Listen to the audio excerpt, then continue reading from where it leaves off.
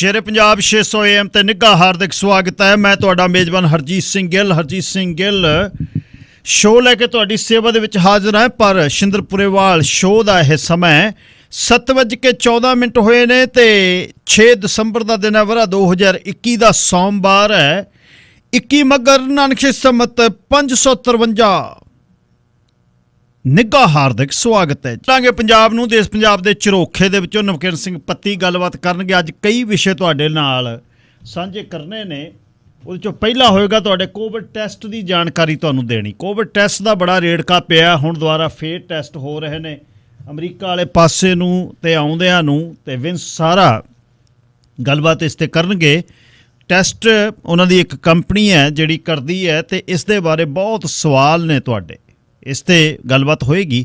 ਉਸ ਤੋਂ ਬਾਅਦ ਫਿਰ ਜਿਹੜੀ ਆਪਾਂ ਅੱਜ ਤੁਹਾਨੂੰ ਜਿਹੜੇ ਦੇਸ਼ਾਂ 'ਚ ਆਪਾਂ ਬੈਠੇ ਹਾਂ ਇੱਥੇ, ਤੇ ਦੁਨੀਆ ਦੀ ਤੀਜੀ ਵੱਡੀ ਆਰਥਿਕਤਾ ਜਾਪਾਨ ਦੇ ਵਿੱਚ ਪ੍ਰਵਾਸੀਆਂ ਦਾ ਕੀ ਹਾਲ ਹੈ। ਦੋ ਪਰਿਵਾਰਾਂ ਦੀ ਕਹਾਣੀ ਤੁਹਾਡੇ ਸਨਮੁਖ ਕਰਨੀ ਹੈ। ਇੱਕ ਤਾਂ ਸ਼੍ਰੀਲੰਕਾ ਤੋਂ ਕੁੜੀ ਉੱਥੇ ਆਈ ਸੀ ਅੰਗਰੇਜ਼ੀ ਸਿੱਖਣ, ਵਿਸ਼ਮਾ ਰਤਨਾਇਕੇ। ਉਹਦਾ ਜੇਲ੍ਹ ਦੇ ਵਿੱਚ ਉਸਦੀ ਮੌਤ ਕਿਵੇਂ ਹੋਈ। ਇੱਕ ਸਕਰੂਲੀ ਦਾ ਪਰਿਵਾਰ ਆ, ਚਿਰਾਂ ਦਾ ਰਹਿ ਰਿਹਾ ਸਰਦਾਰ ਭਰਪੂਰ ਸਿੰਘ ਸਕਰੂਲੀ, ਜੇ ਮੈਂ ਗਲਤ ਨਹੀਂ, ਗੜ੍ਹਸ਼ੰਕਰ ਦੇ ਨਾਲ ਆ, ਬਲਜਿੰਦਰ ਸਿੰਘ ਸੰਘਾ ਸਾਡੇ ਮਿੱਤਰ ਨੇ, ਉਹਨਾਂ ਦਾ ਪਿੰਡ ਹੈ। ਉੱਥੇ ਦਾ ਪਰਿਵਾਰ, ਤੇ ਉੱਥੇ ਗੁਰਸੇਵਕ ਸਿੰਘ ਇੱਕ ਮੁੰਡਾ ਉਹਨਾਂ ਦਾ ਜਿਹੜਾ ਹੈ ਉੱਥੇ ਹੀ ਪੈਦਾ ਹੋਇਆ। ਪਹਿਲਾਂ ਪਰਿਵਾਰ ਰਿਫਿਊਜੀ ਸੀ, 1990 ਦੇ ਸਮੇਂ ਸਿੱਖ ਸੰਘਰਸ਼ ਦੇ ਸਮੇਂ ਉਹਨਾਂ ਨੇ ਪੰਜਾਬ ਛੱਡਿਆ। ਗੁਰਸੇਵਕ ਸਿੰਘ ਹਾਲਾਂਕਿ ਤੇ ਉਹਦੇ ਛੋਟੇ ਭੈਣ ਭਾਈ, 3 ਬੱਚੇ ਉੱਥੇ ਪੈਦਾ ਹੋਏ ਨੇ। ਜਾਪਾਨ ਲੱਤ ਨਹੀਂ ਲਾ ਰਿਹਾ ਇਮੀਗਰੈਂਟਸ ਲਈ। ਹਾਸਾ ਜਿਹਾ, ਹਾਊ ਸਾਊ ਜਿਹਾ ਚਿਹਰਾ, ਇਹ ਚੀਜ਼ਾਂ ਕੰਮ ਨਹੀਂ ਆਉਂਦੀਆਂ। ਤੇ ਉਹਦੇ ਸਾਹਮਣੇ ਕੈਨੇਡਾ ਵਰਗੇ ਦੇਸ਼ ਦੇ ਵਿੱਚ, ਸੀਰੀਆ ਦੇ ਵਿੱਚੋਂ ਪਰਿਵਾਰ ਆਉਂਦੇ ਨੇ। ਸਾਡੀ ਵਿਦੇਸ਼ ਮੰਤਰੀ, ਸਾਡਾ ਪ੍ਰਧਾਨ ਮੰਤਰੀ ਓਟਵਾ ਦੇ ਏਅਰਪੋਰਟ 'ਤੇ ਜਾ ਕੇ ਜੱਫੀਆਂ ਪਾਉਂਦੇ ਆ, ਆਓ ਪਹੁੰਚੋ। ਸੋ ਇਹ ਖੁੱਲ੍ਹਦਿਲੀ ਜਿਹੜੀ ਇਹਨਾਂ ਦੇਸ਼ਾਂ ਦੇ ਵਿੱਚ ਹੈ, ਇਹਨਾਂ 'ਚ ਰਹਿੰਦਿਆਂ ਹੋਇਆਂ ਸਾਨੂੰ ਮਹਿਸੂਸ ਨਹੀਂ ਹੁੰਦਾ, ਪਰ ਬਹੁਤ ਵੱਡੇ ਇਸ਼ੂ ਨੇ, ਖਾਸ ਤੌਰ 'ਤੇ ਜਾਪਾਨ ਵਰਗੇ ਦੇਸ਼ ਦੇ ਵਿੱਚ। ਉੱਥੇ ਪ੍ਰਵਾਸੀਆਂ ਦਾ ਕੀ ਹਾਲ ਆ, ਖਾਸ ਤੌਰ 'ਤੇ ਰਿਫਿਊਜ਼ੀਆਂ ਦਾ ਕੀ ਹਾਲ ਆ, ਜਦ ਵੀਜ਼ੇ ਮੁੱਕ ਜਾਂਦੇ ਨੇ ਹੁੰਦਾ ਕੀ ਹੈ। ਇਹਦੇ 'ਤੇ ਅੱਜ ਤੁਹਾਡੇ ਨਾਲ ਮੈਂ ਗੱਲਬਾਤ ਕਰਾਂਗਾ। ਤੇ ਨਾਲ ਹੀ ਪਾਕਿਸਤਾਨ ਤੋਂ ਖਬਰਾਂ ਆ ਰਹੀਆਂ ਨੇ, ਸ਼੍ਰੀਲੰਕਾ ਦੇ ਇੱਕ ਫੈਕਟਰੀ ਕੱਪੜਿਆਂ ਦੀ ਦੇ ਮੈਨੇਜਰ ਮਿਸਟਰ ਕੁਮਾਰ ਨੂੰ ਜਿਉਂਦਿਆਂ ਸਾੜ ਦਿੱਤਾ ਕਿ ਉਸਨੇ ਕੁਫਰ ਤੋਲਿਆ ਹਜ਼ਰਤ ਮੁਹੰਮਦ ਸਾਹਿਬ ਦੇ ਬਾਰੇ, ਇਸਲਾਮ ਦੇ ਬਾਰੇ। ਜੇ ਗੱਲਾਂ ਹੁੰਦੀਆਂ ਇਹ ਇਸ ਦੇਸ਼ ਦੇ ਵਿੱਚ ਜਾਂ ਦੁਨੀਆ 'ਚ ਕਿਤੇ ਜਿੱਥੇ ਮੁਸਲਮਾਨ ਭਾਈਚਾਰਾ ਵੱਡੀ ਗਿਣਤੀ 'ਚ ਰਹਿੰਦਾ, ਬਲਸ਼ਮੀਆਂ ਜਿਹੜਾ ਉਹ ਇੱਕ ਬੜਾ ਅਲੱਗ ਕਿਸਮ ਦਾ ਲਾ ਉੱਥੇ, ਜਿਹਦੇ ਵਿੱਚ ਹੁਣ ਤੱਕ ਜਿਹੜਾ ਬਲੈਸਫੇਮੀ ਦੇ ਵਿੱਚ ਮਤਲਬ ਕੁਫਰ ਤੋਲਣਾ, ਖਾਸ ਤੌਰ 'ਤੇ ਧਰਮ ਤੇ ਹਜ਼ਰਤ ਸਾਹਿਬ ਦੇ ਬਾਰੇ, ਉਹਦੇ ਵਿੱਚ ਲੋਕ ਜਿਹੜੀ ਭੀੜ ਹੈ ਇਕੱਠਿਆਂ ਹੋ ਕੇ ਕੀ ਕਰ ਦਿੰਦੀ ਹੈ, ਇਹ ਵੀ ਤੁਹਾਡੇ ਤੱਕ ਖਬਰ ਪਹੁੰਚਾਉਣੀ ਹੈ। ਇਹ ਸਾਰੀਆਂ ਚੀਜ਼ਾਂ ਕਰਦੇ ਹੋਏ ਫਿਰ ਕੈਨੇਡਾ ਤੇ ਅਮਰੀਕਾ ਦੀਆਂ ਗੱਲਾਂ, ਜਾਂ ਯੂਰਪ ਦੇ ਦੇਸ਼ਾਂ 'ਚ ਬੈਠੇ ਫਿਰ ਕਹਾਣੀ ਹੁੰਦੀ ਆ ਵੀ ਅਸੀਂ ਕਿੱਥੇ ਖੜ੍ਹੇ ਹਾਂ। ਇਹ ਸਾਰਾ ਤੁਹਾਡੇ ਲਈ। ਆ ਕੋਲ ਬੈਠ ਮੇਰੇ ਸਾਹਵੇਂ ਬਿਠਾਲ ਮੈਨੂੰ, ਕਰ ਫਿਰ ਜ਼ਿੰਦਗੀ ਦਾ ਕੋਈ ਸਵਾਲ ਮੈਨੂੰ, ਮੈਂ ਫੁੱਲ ਬਣ ਵਿਛਾਂਗੀ ਸਭ ਰਸਤਿਆਂ 'ਚ ਤੇਰੇ, ਹੈ ਵਾਸਤਾ ਸਫ਼ਰ ਤੇ ਲੈਂਦਾ ਜਾ ਨਾਲ ਮੈਨੂੰ। ਜਿਸ ਸਦਕੇ ਲੰਘ ਜਾਵੀਂ ਬੇਸ਼ੱਕ ਸਮੇਂ ਦੇ ਵਾਂਗੂ, ਪਰ ਪਹਿਲਾਂ ਜ਼ਖਮ ਦਿਲ ਦੇ ਭਰਨਾ ਸਿਖਾਲ ਮੈਨੂੰ, ਮੈਥੋਂ ਵਫਾ ਨਹੀਂ ਹੋਣਾ ਵਾਦਾ ਉਹ ਰੋਸ਼ਨੀ ਦਾ, ਦੀਵਾ ਹਾਂ ਤਿੜਕਿਆ ਮੈਂ ਮੁੜ ਮੁੜ ਨਾ ਬਾਲ ਮੈਨੂੰ। ਮੌਸਮ ਦੇ ਵਾਂਗ ਮੈਥੋਂ ਮੁੜ ਪਰਤਿਆ ਨਹੀਂ ਜਾਣਾ, ਮੈਂ ਸਰਕਦਾ ਹਾਂ ਲਮਹਾ ਸੱਜਣਾ ਸੰਭਾਲ ਮੈਨੂੰ। ਖੁਰ ਜਾਣਗੇ ਐਵੇਂ ਤਾਂ ਸਭ ਜੇਰਿਆਂ ਦੇ ਪਤਨੇ, ਜ਼ਿੰਦਗੀ ਨਾ ਗਮ ਵਿੱਚ ਇੰਨਾ ਹੰਗਾਲ ਮੈਨੂੰ। ਚੰਨ ਆਪ ਮੇਰੇ ਰਾਹੋਂ ਚੁਗਦਾ ਹਨੇਰ ਜਾਪੇ, ਲੈ ਆਇਆ ਵੇਖ ਕਿੱਥੇ ਤੇਰਾ ਵਸਾਲ ਮੈਨੂੰ। ਜਦ ਪਹਿਲੀ ਵਾਰ ਸਾਹਾਂ ਹੌਕਿਆਂ ਦੀ ਖੇਡ ਖੇਡੀ, ਉਦੋਂ ਸੀ ਮਾੜੀ ਮਾੜੀ ਹਾਲੇ ਸੰਭਾਲ ਮੈਨੂੰ। ਨਾ ਤਾਂਗ ਮਰਨ ਦੇਵੇ ਨਾ ਹਿਜ਼ਰ ਜੀਣ ਦੇਵੇ, ਦੋਹਾਂ ਦੀ ਕਸ਼ਮਕਸ਼ ਨੇ ਕੀਤਾ ਬਿਹਾਲ ਮੈਨੂੰ। ਨਿਤ ਚੁੱਪ ਦੇ ਥਲ ਗਾਹਾਂ ਭਟਕਣ ਦੀ ਪਾ ਕੇ ਝਾਂਜਰ, ਮੈਨੂੰ ਵੀ ਨਹੀਂ ਪਤਾ ਹੈ ਕਿਸ ਦੀ ਹੈ ਭਾਲ ਮੈਨੂੰ।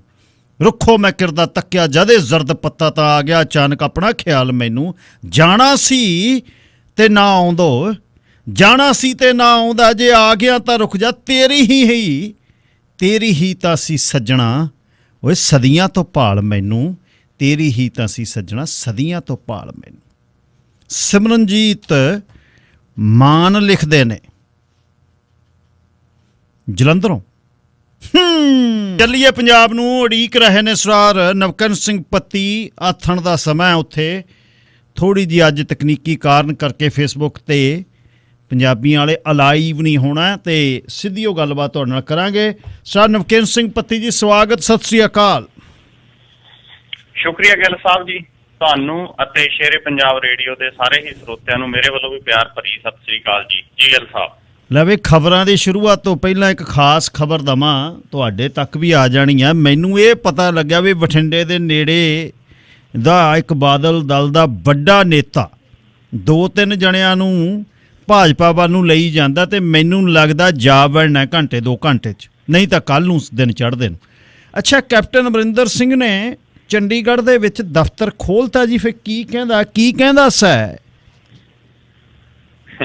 ਜੀ ਗਿੱਲ ਸਾਹਿਬ, ਕੈਪਟਨ ਅਮਰਿੰਦਰ ਸਿੰਘ ਨੇ ਚੰਡੀਗੜ੍ਹ ਦੇ ਸੈਕਟਰ 9 ਚ ਆਪਦੀ ਨਵੀਂ ਪਾਰਟੀ ਪੰਜਾਬ ਲੋਕ ਕਾਂਗਰਸ ਦਾ ਦਫ਼ਤਰ ਖੋਲ੍ਹਤਾ। ਦਰਅਸਲ ਬਹੁਤ ਲੀਡਰ ਗਿੱਲ ਸਾਹਿਬ ਹੁਣ ਭਾਰਤੀ ਜਨਤਾ ਪਾਰਟੀ ਦੇ ਥੜੇ ਤੇ ਚੜ੍ਹ ਕੇ ਨੱਚਣਗੇ। ਉਹਨਾਂ ਚੋਂ ਕਈ ਤਾਂ ਘੁੰਡ ਕੱਢ ਕੇ ਨੱਚਣਗੇ ਥੋੜਾ ਜਿਹਾ, ਜਿਵੇਂ ਕੈਪਟਨ ਢੀਂਡਸਾ। ਇਹ ਤਾਂ ਥੋੜਾ ਜਿਹਾ ਘੁੰਡ ਕੱਢਣਗੇ ਵੀ ਦੇਖੋ ਜੀ ਅਸੀਂ ਤਾਂ ਗੱਠ ਜੋੜ ਕਰ ਰਹੇ ਹਾਂ, ਪਾਰਟੀਆਂ ਸਾਡੀਆਂ ਅੱਡ ਨੇ ਤੇ ਅਸੀਂ ਭਾਜਪਾ ਨਾਲ ਗੱਠਜੋੜ ਕਰ ਰਹੇ ਹਾਂ। ਕੁਝ ਸਿੱਧਾ ਜਾ ਕੇ ਨੱਚਣਗੇ, ਜਿਵੇਂ ਮਨਜਿੰਦਰ ਸਿੰਘ ਸਿਰਸਾ ਗਿਆ, ਤੁਸੀਂ ਜ਼ਿਕਰ ਕਰ ਰਹੇ ਹੋ, ਹੋਰ ਵੀ ਬਹੁਤ ਸਾਰੇ ਲੋਕ ਨੇ ਜਿਹੜੇ ਉਹ ਜਾਣ ਦੀ ਤਿਆਰੀ ਦੇ ਵਿੱਚ ਨੇ। ਸੋ ਹੁਣ ਕੈਪਟਨ ਅਮਰਿੰਦਰ ਸਿੰਘ ਨੇ ਜਿਹੜੀ ਨਵੀਂ ਪਾਰਟੀ ਦਾ ਪੰਜਾਬ ਲੋਕ ਕਾਂਗਰਸ ਦਾ ਦਫ਼ਤਰ ਖੋਲ੍ਹਿਆ ਗਾ, ਉਹਦਾ ਨਾਲ ਦੀ ਨਾਲ ਐਲਾਨ ਵੀ ਕੀਤਾ ਹੈਗਾ ਕਿ ਢੀਂਡਸਾ ਹੋਰਾਂ ਨਾਲ ਗੱਲ ਚੱਲ ਰਹੀ ਹੈ, ਉਧਰੋਂ ਭਾਜਪਾ ਨਾਲ ਗੱਲ ਚੱਲ ਰਹੀ ਹੈ, ਅਸੀਂ ਰਲ ਕੇ ਚੋਣ ਲੜਾਂਗੇ। ਔਰ ਕੈਪਟਨ ਅਮਰਿੰਦਰ ਸਿੰਘ ਨੇ ਦਫ਼ਤਰ ਖੋਲ੍ਹਣ ਵੇਲੇ ਗਿੱਲ ਸਾਹਿਬ ਗੱਲ ਕਹੀ, ਕਹਿੰਦਾ ਮੈਂ ਅਜੇ ਵੀ ਪੰਜਾਬ ਦਾ ਨੰਬਰ 1 ਆਗੂ। ਔਰ ਇਸ ਤੋਂ ਇਲਾਵਾ ਅੱਜ ਸੰਯੁਕਤ ਅਕਾਲੀ ਦਲ ਆ ਜਿਹੜਾ ਢੀਂਡਸਾ ਹੋਰਾਂ ਦਾ, ਸ਼੍ਰੋਮਣੀ ਅਕਾਲੀ ਦਲ ਸੰਯੁਕਤ, ਉਹਦੀ ਅੱਜ ਅਹਿਮ ਬੈਠਕ ਹੋਈ। ਬੈਠਕ ਦੇ ਵਿੱਚ ਬ੍ਰਹਮਪੁਰਾ ਸਾਹਿਬ ਵੀ ਸੀ, ਨਿਧੜਕ ਬਰਾੜ ਸੀ, ਸਾਰੇ ਲੀਡਰ ਸੀ। ਔਰ ਉੱਥੇ ਇਹ ਚਰਚਾ ਚੱਲੀ ਕਿ ਆਪਾਂ ਭਾਜਪਾ ਵਾਲੇ ਪਾਸੇ ਨੂੰ ਚੱਲੀਏ। ਕੁਛ ਆਗੂ ਪਹਿਲਾਂ ਇਹ ਦਬਵੀਂ ਸੁਰ ਦੇ ਵਿੱਚ ਕਹਿੰਦੇ ਸੀ ਕਿ ਆਪਾਂ ਆਮ ਆਦਮੀ ਪਾਰਟੀ ਵਾਲੇ ਪਾਸੇ ਨੂੰ ਚੱਲੀਏ, ਪਰ ਢੀਂਡਸਾ ਹੋਰਾਂ ਨੇ ਹੁਣ ਤਾਂ ਇਹ ਪਤਾ ਲੱਗਦਾ ਗਿੱਲ ਸਾਹਿਬ ਕਿ ਢੀਂਡਸਾ ਹੋਰਾਂ ਦਾ ਵੱਖ ਹੋਣਾ ਜਾਂ ਇਸ ਪਾਸੇ ਨੂੰ ਜਾਣਾ ਉਹ ਇੱਕ ਰਾਹ ਹੀ ਬਣਿਆ ਹੋਇਆ ਸੀਗਾ। ਖੈਰ, ਹੁਣ ਢੀਂਡਸਾ ਹੋਰਾਂ ਨੂੰ ਅੱਜ ਸਾਰੇ ਅਧਿਕਾਰ ਦੇ ਦਿੱਤੇ ਕਿ ਤੁਸੀਂ ਜਿਹਦੇ ਨਾਲ ਮਰਜ਼ੀ ਗੱਠਜੋੜ ਕਰੋ, ਤੁਸੀਂ ਜਿਹਦੇ ਨਾਲ ਮਰਜ਼ੀ ਗੱਲ ਕਰੋ। ਬ੍ਰਹਮਪੁਰਾ ਹੋਰਾਂ ਨੇ ਵੀ ਢੀਂਡਸਾ ਤੇ ਗੱਲ ਸਿੱਟਤੀ, ਇਕੱਲੇ ਢੀਂਡਸਾ ਨੂੰ ਜ਼ਿੰਮੇਵਾਰੀ ਸੌਂਪਤੀ।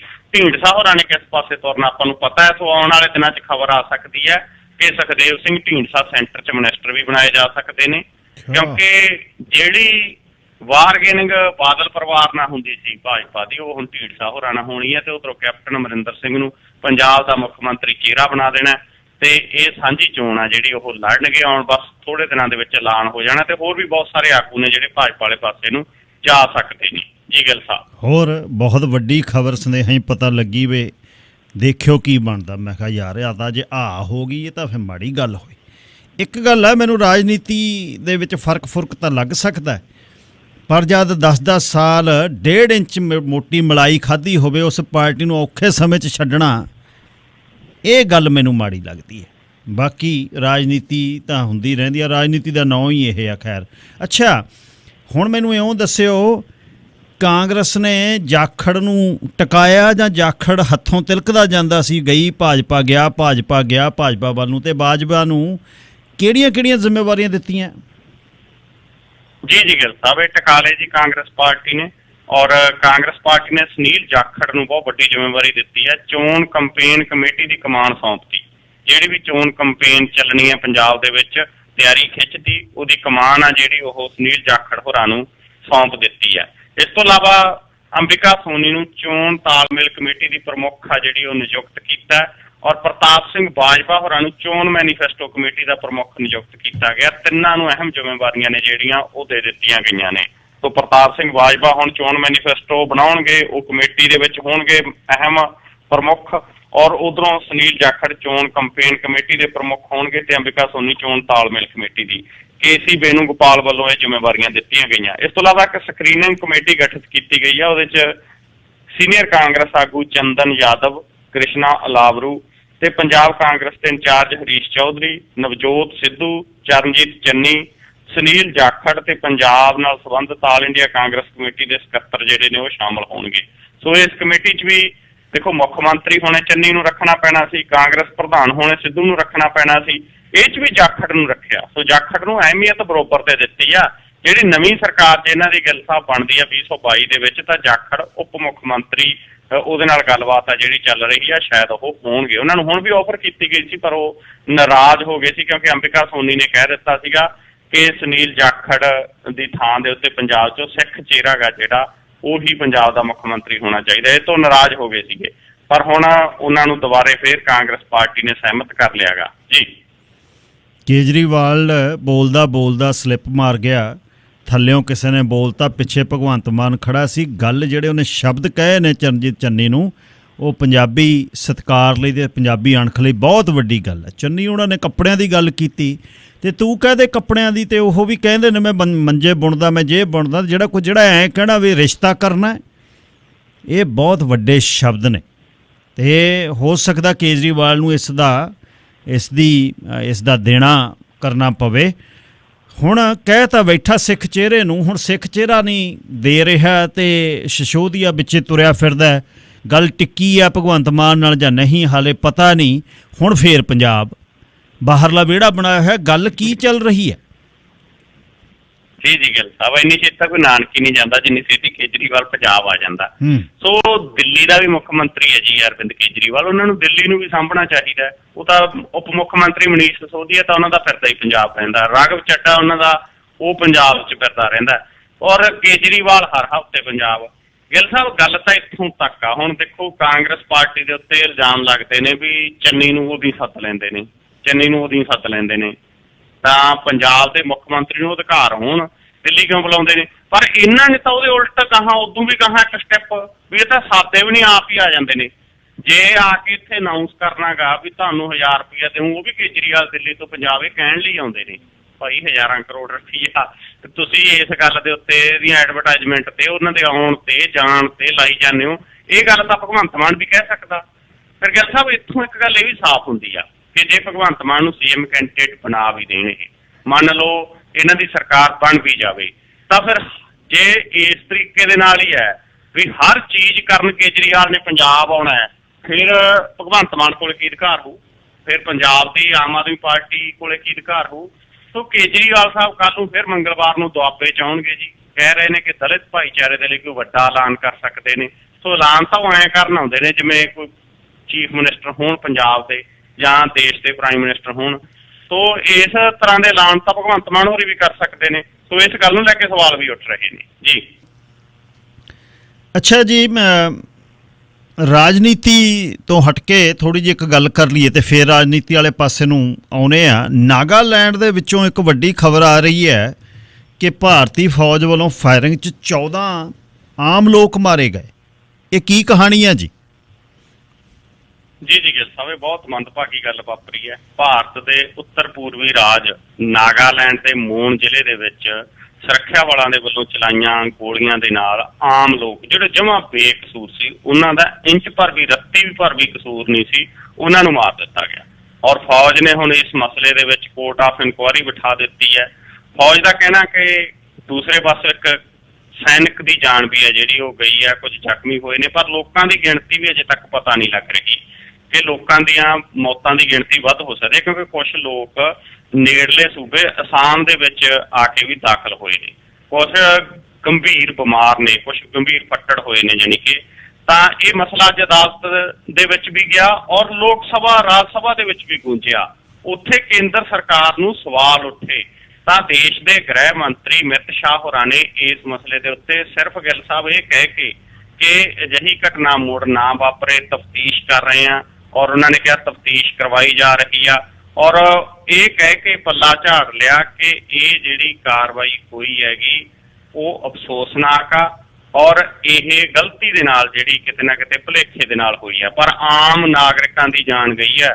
ਔਰ ਇਹ ਪਹਿਲੀ ਵਾਰ ਨਹੀਂ ਹੋਇਆ, ਪਹਿਲਾਂ ਵੀ ਬਹੁਤ ਵਾਰ ਇਸ ਤਰੀਕੇ ਦੀਆਂ ਗੱਲਾਂ ਬਾਤਾਂ ਹੋ ਚੁੱਕੀਆਂ ਨੇ। ਛੱਤੀਸਗੜ੍ਹ ਦੰਡਾਕਾਰੀਆਂ, ਝਾਰਖੰਡ ਦੇ ਏਰੀਏ ਦੇ ਵਿੱਚ ਕਿੰਨੇ ਆਦਿਵਾਸੀ ਕਈ ਵਾਰ ਇਸ ਤਰੀਕੇ ਦੇ ਨਾਲ ਮਾਰੇ ਗਏ ਨੇ। ਔਰ ਭਾਰਤੀ ਫੌਜ ਠੀਕ ਹੈ, ਸਤਿਕਾਰਯੋਗ ਹੈ, ਪਰ ਕਿੰਨੇ ਵਾਰ ਗਿੱਲ ਸਾਹਿਬ ਇਲਜ਼ਾਮ ਨੇ ਜਿਹੜੇ ਖਾਸ ਕਰਕੇ ਉੱਤਰ ਪੂਰਬੀ ਰਾਜਾਂ ਦੇ ਵਿੱਚ ਜਾਂ ਜੰਮੂ ਕਸ਼ਮੀਰ ਦੇ ਵਿੱਚ ਇਸ ਤਰ੍ਹਾਂ ਦੇ ਲੱਗੇ ਨੇ ਕਿ ਉੱਥੇ ਆਮ ਲੋਕਾਂ ਦੇ ਨਾਲ ਬਹੁਤ ਵੱਡੀ ਪੱਧਰ ਤੇ ਵਧੀਕੀਆਂ ਕੀਤੀਆਂ ਗਈਆਂ ਨੇ, ਆਮ ਲੋਕਾਂ ਦੇ ਹੱਕਾਂ ਨੂੰ ਵੀ ਕੁਚਲਿਆ ਗਿਆਗਾ। ਸੋ ਇਹ ਮਸਲੇ ਦੀ ਜਾਂਚ ਹੋਣੀ ਚਾਹੀਦੀ ਹੈ ਜੀ, ਕੋਈ ਛੋਟਾ ਮਸਲਾ ਨਹੀਂ ਹੈ। ਔਰ ਇਹ ਸਾਰੇ ਗਰੀਬ ਸੀ, ਵਰਕਰ ਸੀ, ਖਾਣ ਦੇ ਵਿੱਚ ਕੰਮ ਕਰਨ ਵਾਲੇ, ਔਰ ਇਹਨਾਂ ਨੂੰ ਅੰਨ੍ਹੇਵਾਹ ਸ਼ਰੇਆਮ ਗੋਲੀਆਂ ਮਾਰ ਕੇ ਆਮ ਗਰੀਬ ਨਾਗਰਿਕਾਂ ਨੂੰ ਜਿਹੜਾ ਮਾਰ ਦਿੱਤਾ ਗਿਆਗਾ ਜੀ। ਬਾਜਵਾ ਭਰਾਵਾਂ ਦਾ ਕੀ ਹੁਣ ਰੇੜਕਾ ਪਿਆ ਜੀ? ਕਾਦੀਆਂ ਤੋਂ ਟਿਕਟ ਦਾ ਰੌਲਾ ਪੈ ਗਿਆ? ਟਿਕਟ ਦਾ ਰੌਲਾ ਪੈ ਗਿਆ ਜੀ। ਤੁਸੀਂ ਦੇਖੋ ਗਿੱਲ ਸਾਹਿਬ, ਸਿਆਸਤ ਕਿਹੋ ਜਿਹੀ ਚੀਜ਼ ਆ, ਸਕੇ ਭਰਾਵਾਂ 'ਚ ਤਰੇੜਾਂ ਪਾ ਦਿੰਦੀ ਆ।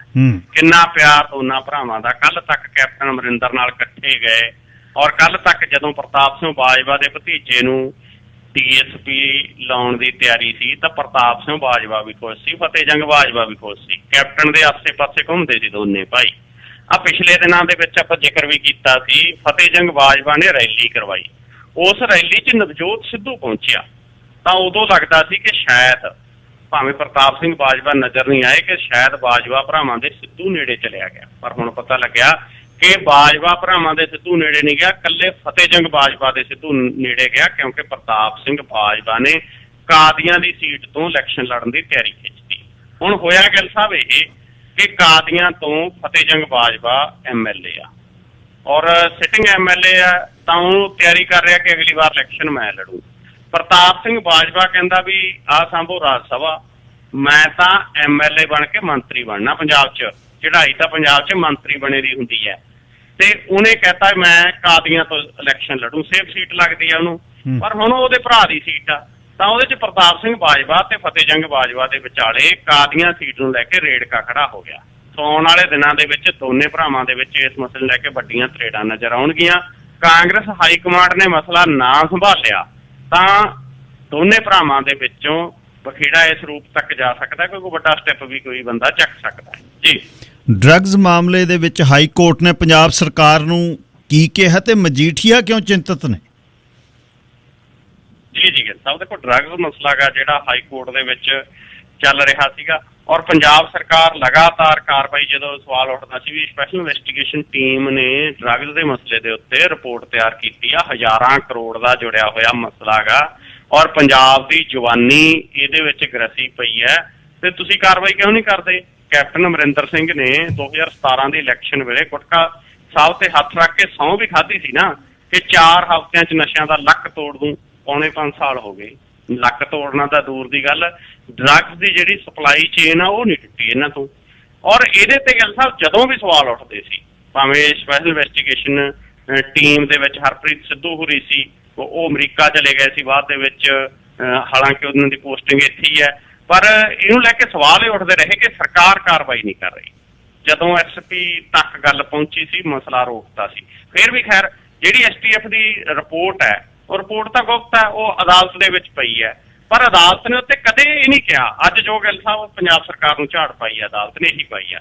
ਅਦਾਲਤ ਨੇ ਕਿਹਾ ਕਿ ਅਸੀਂ ਤੁਹਾਨੂੰ ਇਹ ਕਿੱਦਾਂ ਕਿਹਾ ਤੁਸੀਂ ਕਾਰਵਾਈ ਨਾ ਕਰੋ, ਰਿਪੋਰਟ ਪਈ ਹੈ ਅਦਾਲਤ 'ਚ, ਸੀਲਬੰਦ ਪਈ ਹੈ, ਪਰ ਤੁਹਾਨੂੰ ਤਾਂ ਰੋਕਿਆ ਨਹੀਂ ਕਾਰਵਾਈ ਕਰਨ ਤੋਂ। ਤੁਹਾਡੇ ਕੋਲੇ ਵੀ ਰਿਪੋਰਟ ਇੱਕ ਹੈਗੀ ਆ, ਤੁਸੀਂ ਕਾਰਵਾਈ ਕਿਉਂ ਨਹੀਂ ਕੀਤੀ?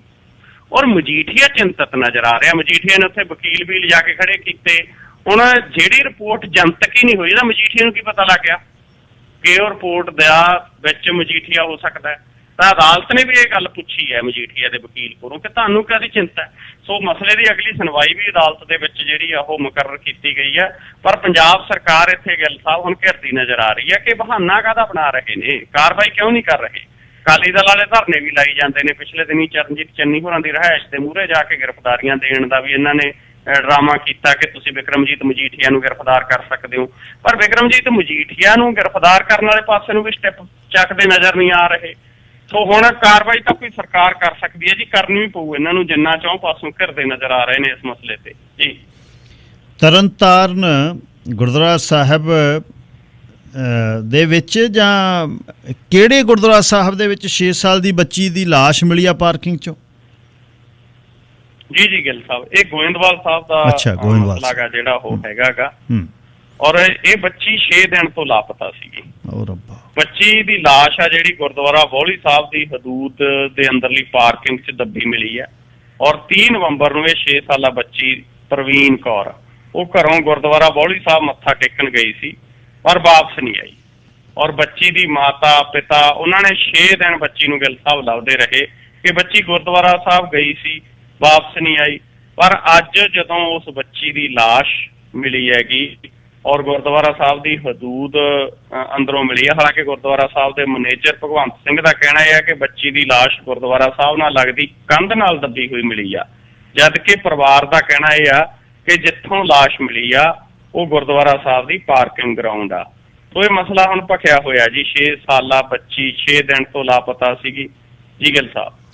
ਅਖੀਰ ਦੇ ਵਿੱਚ ਦੱਸਿਓ ਕਿ ਬਰਨਾਲਾ ਪਰਿਵਾਰ ਨੂੰ ਟਿਕਟ ਟੁਕਟ ਦੇ ਰਹੇ ਨੇ ਸੁਖਬੀਰ ਸਿੰਘ ਬਾਦਲ ਕੋਈ ਕਿ ਨਹੀਂ?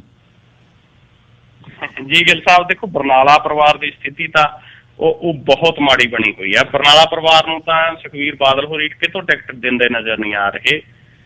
ਗਿੱਲ ਸਾਹਿਬ ਇੱਥੋਂ ਨਾ ਬਰਨਾਲਾ ਪਰਿਵਾਰ ਤੋਂ ਮੈਨੂੰ ਕੈਪਟਨ ਅਮਰਿੰਦਰ ਸਿੰਘ ਵੀ ਯਾਦ ਆ ਜਾਂਦੇ ਨੇ। ਬੜੀ ਚੜ੍ਹਤ ਸੀ ਬਰਨਾਲਾ ਦੀ ਵੀ। ਪੰਜਾਬ ਦੀ ਸਰਕਾਰ 'ਚ ਮੁੱਖ ਮੰਤਰੀ ਕਈ ਅਹਿਮ ਮੰਤਰਾਲਿਆਂ ਦੇ ਵਿੱਚ ਰਹੇ। ਕੋਈ ਸਮਾਂ ਸੀ ਜਦੋਂ ਪ੍ਰਕਾਸ਼ ਸਿੰਘ ਬਾਦਲ ਪਾਸੇ ਕਰਕੇ ਬਹਾਤਾ ਸੀ ਸਰਜੀਤ ਸਿੰਘ ਬਰਨਾਲਾ ਹੋਰਾਂ ਨੇ, ਪਰ ਉਸ ਤੋਂ ਬਾਅਦ ਸਿਆਸਤ ਨੇ ਕਰਵਟ ਬਦਲੀ ਤੇ ਬਰਨਾਲਾ ਪਰਿਵਾਰ ਇਸ ਹੱਦ ਤੱਕ ਗਿਆ ਕਿ ਸਰਜੀਤ ਸਿੰਘ ਬਰਨਾਲਾ ਅਕਾਲੀ ਦਲ 'ਚ ਰਹੇ ਭਾਵੇਂ, ਪਰ ਕਾਂਗਰਸ ਨੇ ਗਵਰਨਰੀ ਦੇ ਹੀ ਰੱਖੀ, ਉਹਨਾਂ ਨੂੰ ਰਾਜਪਾਲ ਦਾ ਹੀ ਰੱਖਿਆ ਉਹਨਾਂ ਨੂੰ ਕਿਸੇ ਨਾ ਕਿਸੇ ਸੂਬੇ ਦਾ। ਉਦੋਂ ਬੜਾ ਖੁਸ਼ ਸੀ ਪਰਿਵਾਰ। ਜਿਵੇਂ ਅੱਜ ਕੈਪਟਨ ਅਮਰਿੰਦਰ ਸਿੰਘ ਉਹਦੀ ਬਾਗੋ ਬਾਗ ਆ ਵੀ ਚਲੋ ਨਾ ਮੁੱਖ ਮੰਤਰੀ ਬਣੇ ਤਾਂ ਗਵਰਨਰੀ ਤਾਂ ਮਿਲ ਹੀ ਜਾਊ, ਕਿਸੇ ਸੂਬੇ ਦੇ ਰਾਜਪਾਲ ਤਾਂ ਲੱਗ ਹੀ ਜਾਵਾਂਗੇ। ਪਰ ਉਸ ਤੋਂ ਬਾਅਦ ਅੱਜ ਬਰਨਾਲਾ ਪਰਿਵਾਰ ਹਾਸ਼ੀਏ ਦੇ ਉੱਤੇ ਚਲਿਆ ਗਿਆ। ਸੁਖਬੀਰ ਬਾਦਲ ਕਿਉਂਕਿ ਇਹ ਟਿਕਟ ਆ ਜਿਹੜੀ ਉਹ ਧੂਰੀ ਤੋਂ ਪਹਿਲਾਂ ਤਾਂ 2 ਟਿਕਟਾਂ ਮੰਗਦੇ ਹੁੰਦੇ ਸੀ ਬਰਨਾਲਾ ਪਰਿਵਾਰ, ਇੱਕ ਬਰਨਾਲਾ ਪਰਿਵਾਰ ਦੇ ਲਈ ਤੇ ਦੂਜੀ ਬਲਦੇਵ ਮਾਨ ਦੇ ਲਈ। ਪਰ ਉਸ ਤੋਂ ਬਾਅਦ ਇਹਨਾਂ ਨੂੰ ਇੱਕ ਟਿਕਟ ਤੇ ਲਿਆਂਦਾ ਅਕਾਲੀ ਦਲ ਨੇ ਕਿ ਤੁਸੀਂ ਧੂਰੀ ਵਾਲੀ ਟਿਕਟ ਲੜ ਲਿਆ ਕਰੋ। ਉੱਥੋਂ ਸਰਜੀਤ ਸਿੰਘ ਬਰਨਾਲਾ ਦੇ ਪੋਤਰੇ ਸਿਮਰਜੀਤ ਬਰਨਾਲਾ ਉਹ ਟਿਕਟ ਦੇ ਚਾਹਵਾਨ ਸੀ, ਪਰ ਐਤਕੀ ਉੱਥੋਂ ਪ੍ਰਕਾਸ਼ ਚੰਦ ਗਰਗ ਨੂੰ ਜਿਹੜੀ ਟਿਕਟ ਆ ਉਹ ਅਨਾਉਂਸ ਕਰਤੀ ਸੁਖਬੀਰ ਬਾਦਲ ਹੋਰਾਂ ਨੇ। ਹੁਣ ਬਰਨਾਲਾ ਪਰਿਵਾਰ ਬਗਾਵਤ ਦੇ ਵਿੱਚ ਨਜ਼ਰ ਆ ਰਿਹਾ ਹੈਗਾ। ਸੋ ਕਿਤੇ ਇਹ ਨਾ ਹੋਵੇ ਗਿੱਲ ਸਾਹਿਬ ਕਿ ਢੀਂਡਸਾ ਹੋਰਾਂ ਦੇ ਨੇੜੇ ਚਲਿਆ ਜਾਵੇ ਇਹ ਪਰਿਵਾਰ ਅਕਾਲੀ ਦਲ ਤੋਂ। ਸੋ ਇਸ ਪਾਸੇ ਨੂੰ ਵੀ ਕਿਆਸ ਰਾਈਆਂ ਹੋ ਸਕਦੀਆਂ ਨੇ ਜੀ। ਹੋਂਦ ਵੀ ਵੇਖਣੀ ਚਾਹੀਦੀ ਹੈ ਬਾਗੀ ਹੋਣ ਤੋਂ ਪਹਿਲਾਂ ਵੀ ਸਾਡਾ ਕੁਛ ਕਰਨ ਨਾਲ ਹੁੰਦਾ ਹੈ, ਕੁਛ ਕੁ ਨਹੀਂ, ਫਿਰ ਇਹ ਛਾਲ ਮਾਰਨੀ ਚਾਹੀਦੀ ਹੈ। ਤੇ ਕੱਲ੍ਹ ਨੂੰ ਮੁੜਦੇ ਹਾਂ ਫੇਰ 7:20 ਤੇ। ਆਪਣਾ ਖਿਆਲ ਰੱਖਣਾ ਜੀ। ਚੜ੍ਹਦੀ ਕਲਾ। ਸ਼ੁਕਰੀਆ ਗਿੱਲ ਸਾਹਿਬ, ਤੁਹਾਡਾ ਤੇ ਸਾਰੇ ਸਰੋਤਿਆਂ ਦਾ ਬਹੁਤ ਬਹੁਤ ਧੰਨਵਾਦ। ਸਰ ਨਵਕਿਰਨ ਸਿੰਘ ਪੱਤੀ ਦੇਸ਼ ਪੰਜਾਬ ਦੇ ਝਰੋਖੇ 'ਚੋਂ ਵਾਰਤਾ ਤੁਹਾਡੇ ਤੱਕ ਲੈ ਕੇ ਆਏ ਤੇ ਇਸ ਨੂੰ ਤੁਹਾਡੇ ਤੱਕ ਲੈ ਕੇ ਆਏ ਨੇ ਸਰਦਾਰ ਸਤਿੰਦਰਪਾਲ ਸਿੰਘ ਬਰਾੜ, ਉੱਗੇ ਰੀਅਲਟਰ 604 906 74 13। ਹੁਣੇ ਵਾਪਸ ਆ ਕੇ ਐਬਸਫੋਰਡ ਦੇ ਵਿੱਚ ਹੜ੍ਹਾਂ ਦੇ ਨਾਲ ਜਿਹੜੀ ਤਬਾਹੀ ਹੋਈ ਹੈ ਉਹਨਾਂ ਦਾ ਉੱਥੇ ਕੀ ਹਾਲ ਹੈ ਤੇ ਸਾਡੇ ਪਰਿਵਾਰ ਕਿਸ ਤਰ੍ਹਾਂ ਨੇ। ਵਾਪਸ ਆ ਕੇ ਕੱਲ੍ਹ ਸ਼ਨੀਚਰਵਾਰ ਨੂੰ ਖਾਸ ਤੌਰ 'ਤੇ